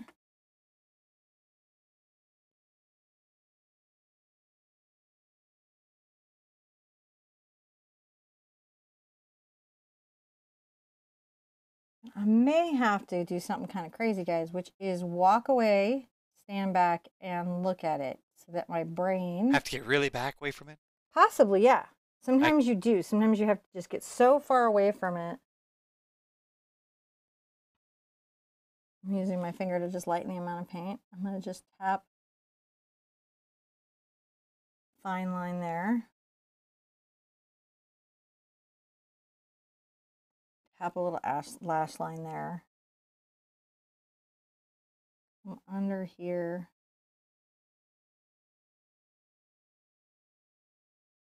And a little bit right there. I'm going to get a little of my yellow and my cad red. It's quite bright. Just a bit of the burnt umber to it. I'll come right here. I love this reflection in the eye, which is just why I'm going to take this amount of time. Now I'm going to get some just crazy cad. I'll put it right there, a little dot.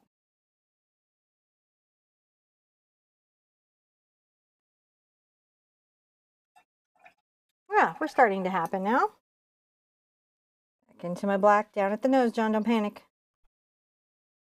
Need to make sure that the nose shaping is what I'm hoping.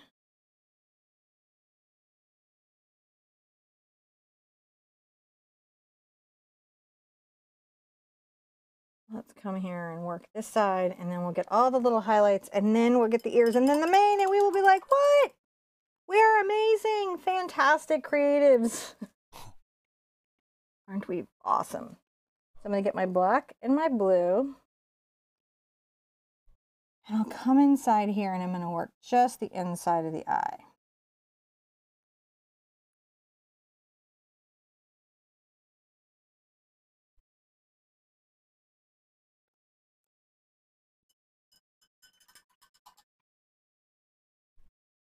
Sometimes I can get black and my blue and a little bit of white to make it almost black, but it's actually kind of a gray.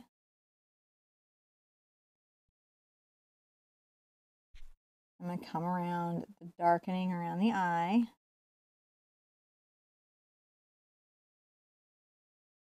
I'm even going to have a little bit that comes back up here.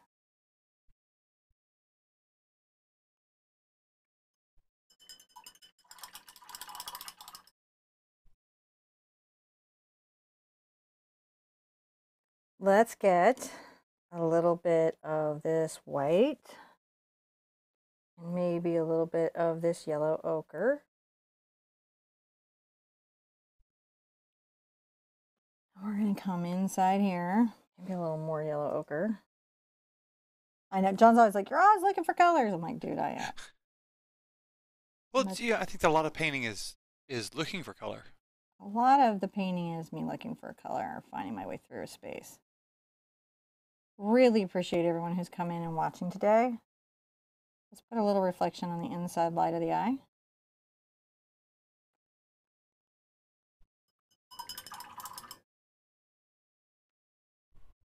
Get a little bit more of our black. And what's wonderful about it when you get the black is you can thin the reflection but leave it there somewhat.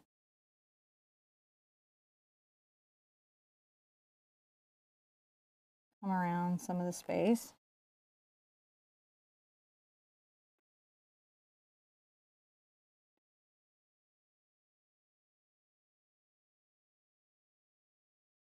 just be like, no, I gotta thin that out. I gotta work that out a little bit.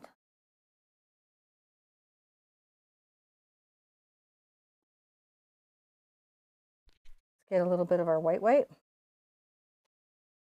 I'm thinking I'm doing okay. I'll have to stand back and look at it. A little white reflection kind of there. Also a little bit of one right here.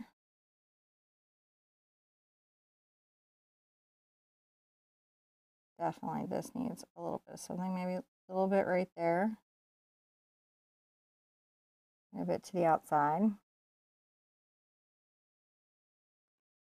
I've got to talk about the lashes on this side and the shaping of everything. And so that's a very challenging space to have to be able to talk about, because you've got to be able to, I think what I'll do is I'll get a little bit of the yellow ochre and the black. And I'm going to just pull this out a bit.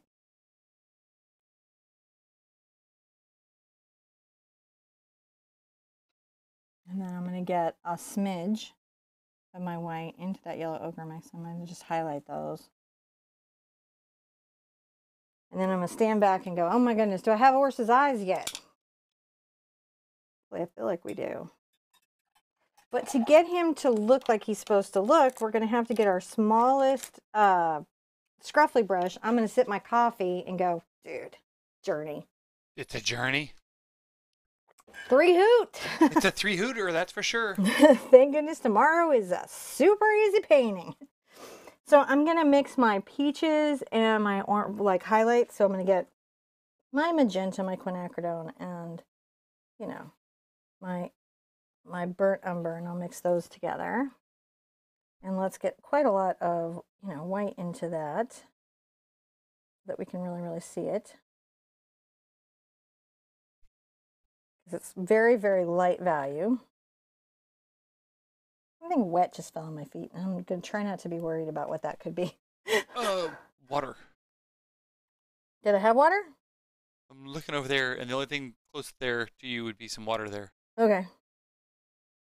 So I'm going to come right here, and I'm going to make sure that right here, I'm lightly brushing this pink value. Can you guys see the pink value? Yeah. Let's put some right here. Put some right there. Let's come right here. Put some right here. Ooh, we need to come down here with some pink value. That's pretty spectacular. Now I can get into my yellow, and I can get into my tan orange. I haven't even rinsed out my brush. Get some white into that. And then I'm going to come here and see how I'm doing there. Oh, that's nice. Little highlight right there. A little bit right here. Could we have some there? We could. Oh, definitely. Outside there.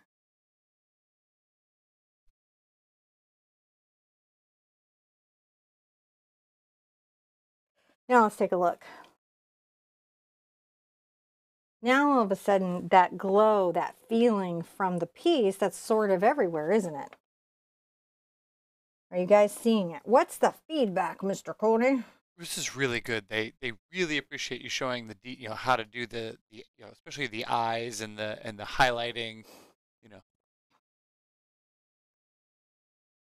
Sorry, couldn't help myself.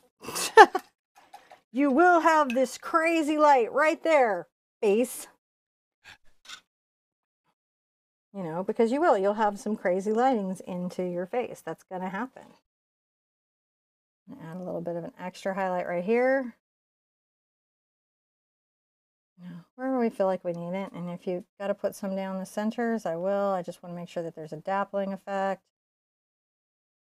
Which there is. I think we can do ears and then mane. Yeah. Ugh, ears. Ready? I'm ready. Get your little brushes, guys. This is going to be little brush. Oh, that's what fell. My little brush. A little tiny brush fell on me. But I'm going to grab another little tiny brush and still paint it in. So for sure, I'm grabbing my glasses, and I'm going to get my brown and a little bit of my Prussian blue together.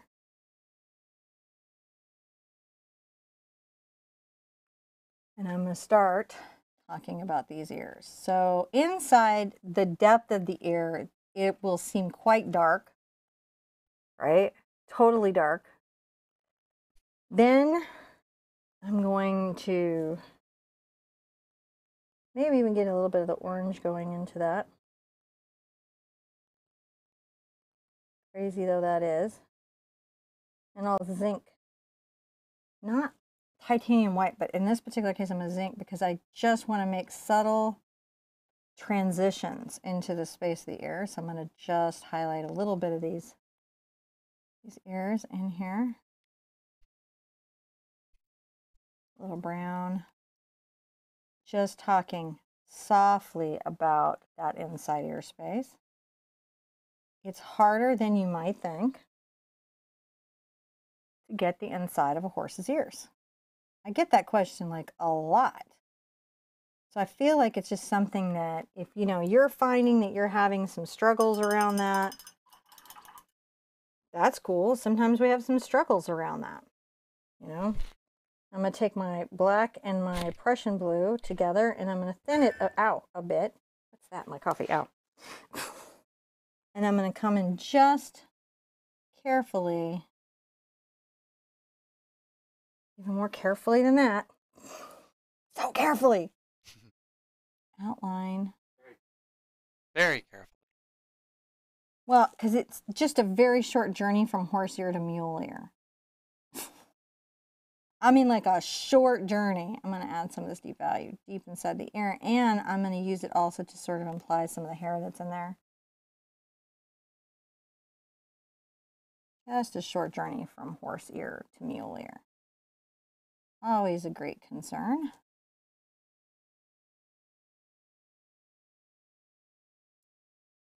So we get that outer outline going. That's going to let us do a couple of things. One, it's going to let me grab a little of my cad in yellow.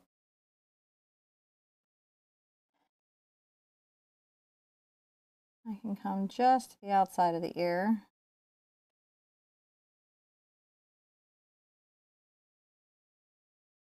So let's just be crazy and come on the inside of this ear just a little bit with it. Now, I'm going to actually do something wild and get into my black with this warm color. And I'm going to start shading out some other craziness that's going on inside the ears. So let's make, they're just small highlights, and you've got to catch the small highlights if you want to catch the feeling of the piece. I want to make sure that there's a little highlight at the top of that ear. And even if I have to, I'll get into my titanium white.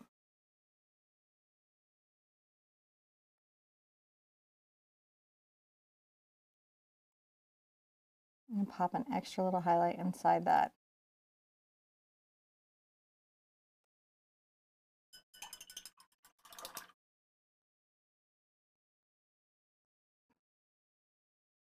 I'll go ahead and splurge on some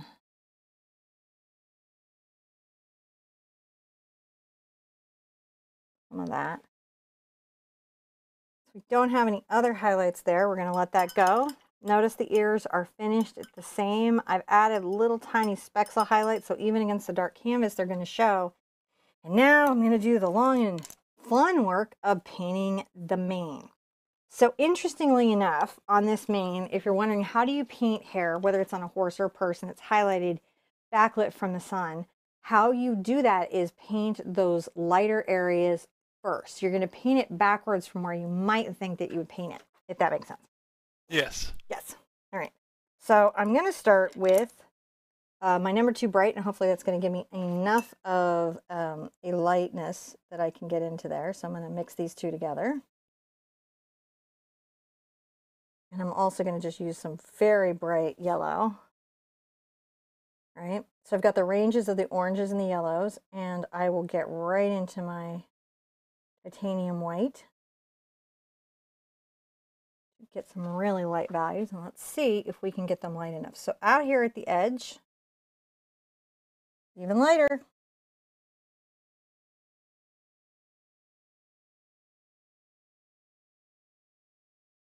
you are going to be doing a lot of S curves, a lot of flowing motion. We're not painting every hair. That's not what we're doing. We're going to paint the shape and value of the hair. If you need to get more water,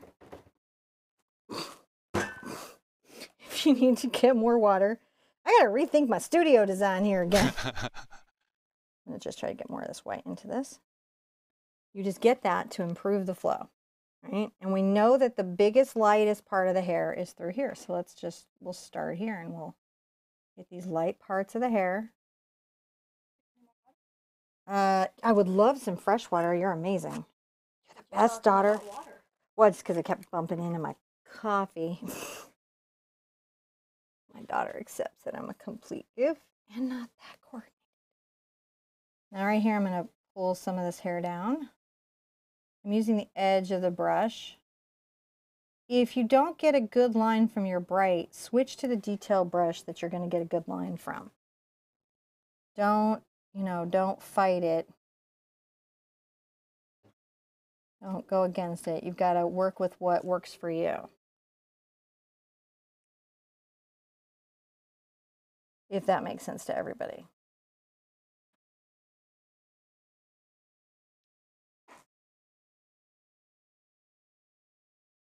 And you'll notice that like where I start to flow the paint, I try to keep flowing the paint.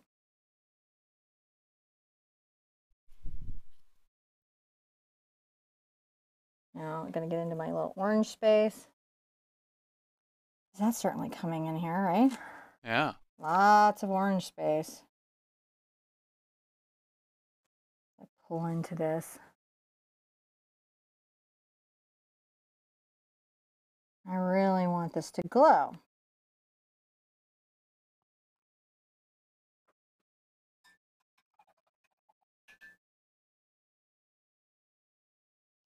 I might even do something crazy and come over here and add a little bit of that so it's tied through. All the yellow and the cad red, just a touch. You may need to use zinc over white to lighten, because remember, zinc doesn't change the color, the hue. It just lightens the value slightly, but not much. Like if you look at a formulation for that color I just taught, Living Coral, if you were to use zinc white to lighten your base mix, it would take 57 parts. I'm not even kidding. That's like just factual. Yeah. Which is why we went ahead and went for the titanium, because, you know, we don't work at Pantone, so we don't have to make ourselves that aggravated. You know, you work there, I would say go for the 57 parts of titanium, zinc white. But if you don't work there, just get the color. Right. I probably will get a little exaggerated with the mane. Be ready for that.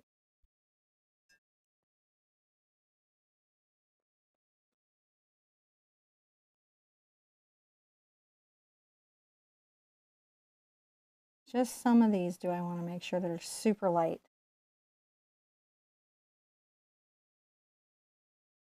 Important to have a little bit of that. And maybe up here. Start to talk about that a bit. And over here, just a couple.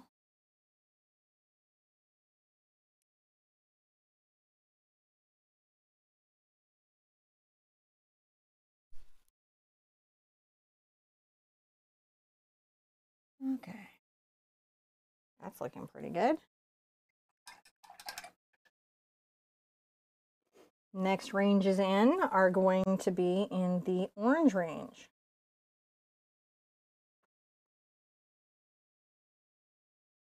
See how bright that is. I may have to come up to here.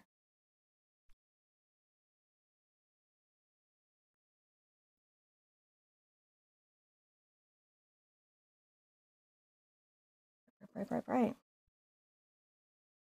Now this is going to be a little bit fussy, so I'm only going to do maybe some of these downward hairs that are here, because I've got to, This isn't my favorite brush for this technique, but I'm going to come in and I'm going to swoop this in for the curled back hair. You see that, how that curled that back hair? Yeah. Just grabbed a little more of that.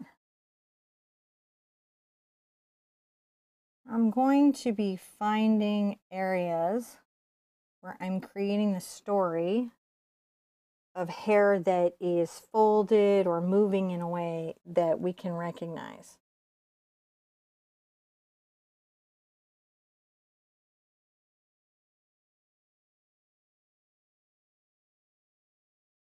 Just still working these warm outer edges, these pops of color that are going to make us feel like, oh wow, like, oh, his hair, his mane, he's just backlit.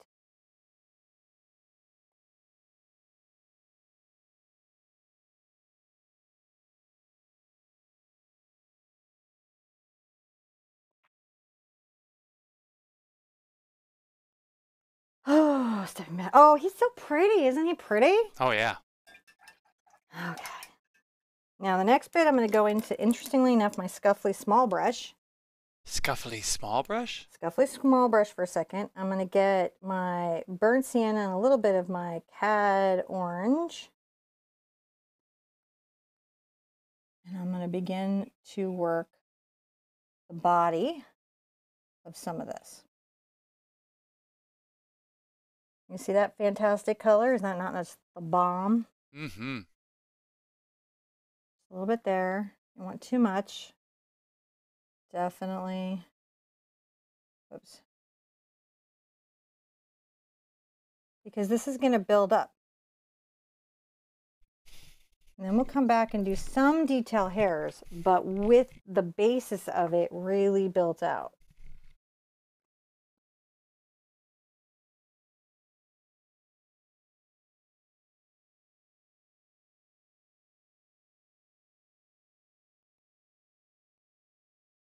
And you can see that I'm starting to create some depth in that.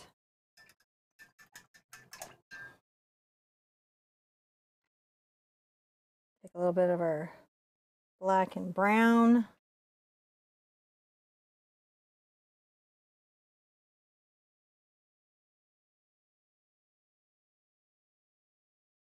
Much like everything else in a painting, there is this layering that we have to contend with.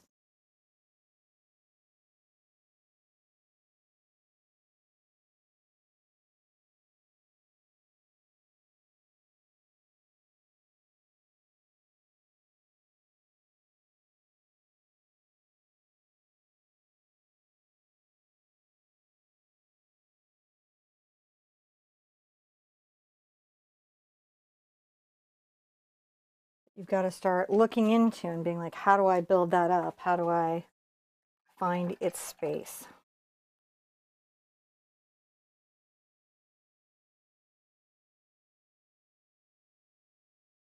Taking my burnt umber and a little bit of my red yellow, and I'm going to come back from the lit up hair into what I just painted. See how we're doing? Yeah.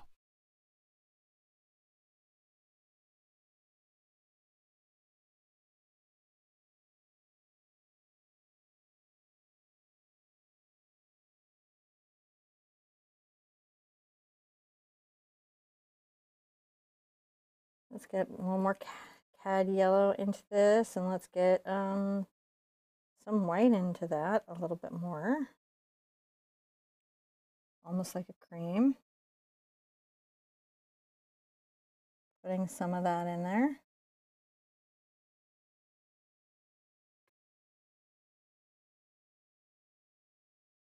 A little bit that's happening up here we want to talk about. A little more highlight, even here. You know, because now you can start to go, oh, where is, shape it out, shade it out.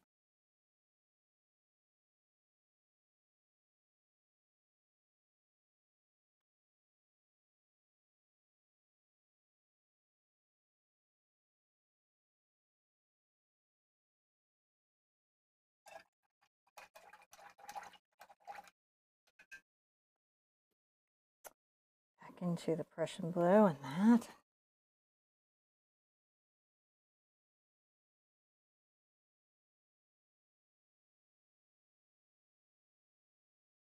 In that space. Now, into more of a detail brush. And I would say at this point, I'm going to go ahead and treat myself to my number 4 round. I think this is going to get me through the rest of what I want to do pretty easily. Any round that you have that gives you good detail work, it's a good brush for what we're about to do. So for the next part, I'm going to pull out my brown, my darker brown. If I need to, I'll get some Prussian into it. I'm going to add water till it's somewhat fluid. And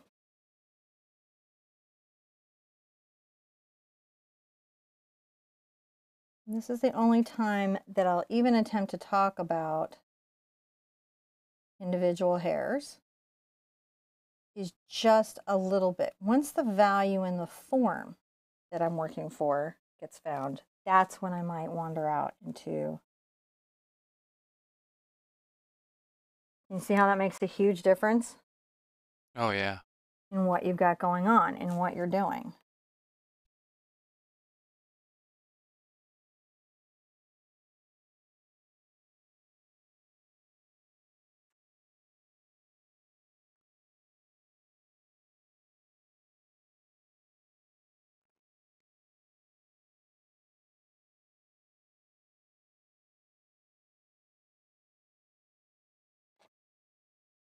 Now I'm getting a little bit of the Prussian blue and the white, and watch this. This is how we're going to find that forelock.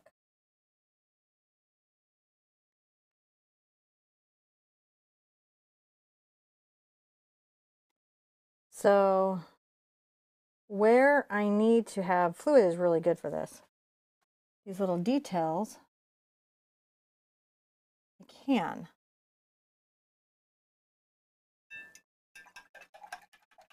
He will find himself as I find myself in this painting. I know it's kind of philosophical. I'm just mixing my Prussian blue, my black, and my brown.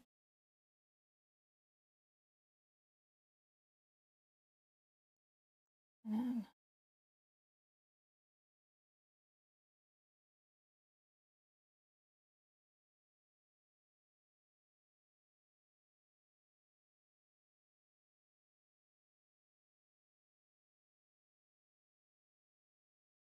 just gotta find the space, the value. Hair is confusing to people because there's this feeling or perception among new artists that every hair has to be painted. Yeah, I can understand that. Which it no way does. I think this all looks really amazing. Oh, I'm so glad.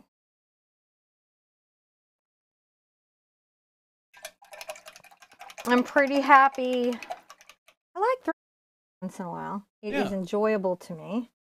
While I'm doing that, I'm going to put out a little bit of my fluid white. It's going to help me a bit with the next little bits that I'm doing because, like I said, we're going to worry about certain things at the end, right?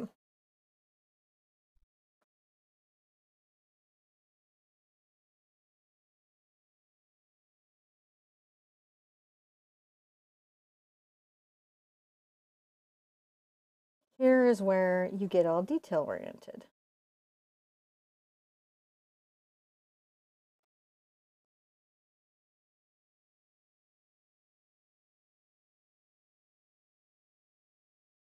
Now there's this wonderful bit of hair that flows down. I don't want the dark to necessarily mess with it, but I'm going to see what I can do to get it out there. So I'm going to start with my burnt umber and my cad red and some clean water.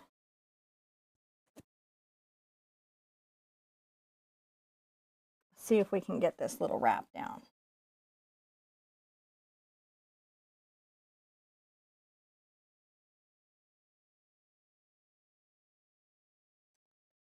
We're going to just keep going there.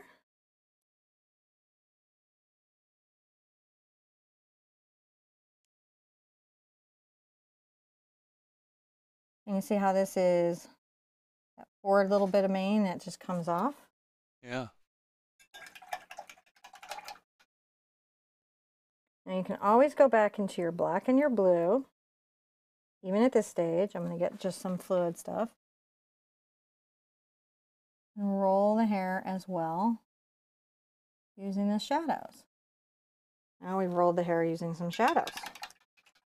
It's got some shadows, it's got that. What's it going to really need? It's going to need some great highlights. We're going to get right into the yellow.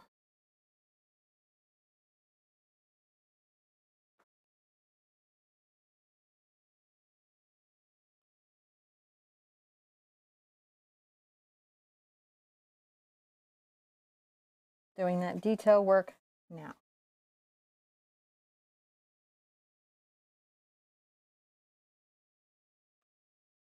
Anywhere that we want those bright, bright, bright pops of color. I've got clean color. I'm just getting right into my CAD.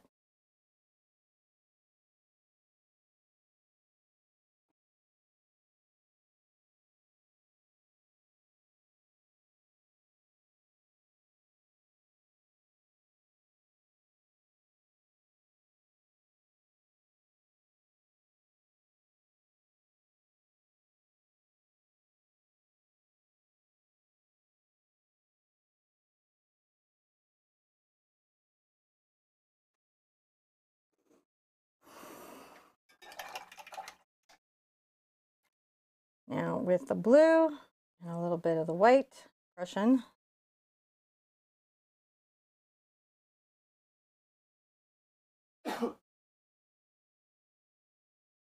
That's a great way for us to talk about hair that's in shadow. Right, even to the quinacridone. And a little bit of that white.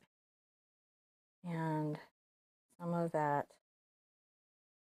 right? Because we've been using these as a way to talk about highlights and the low lights and shadows the whole way through.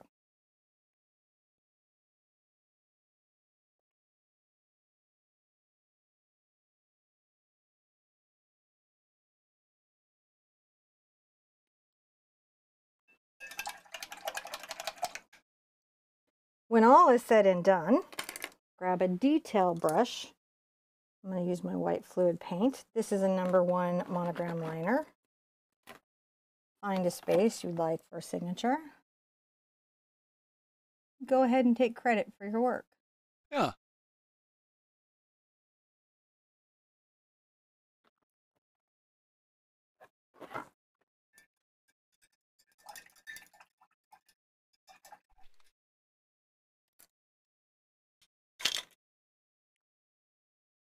Yeah, it's like that. There you go.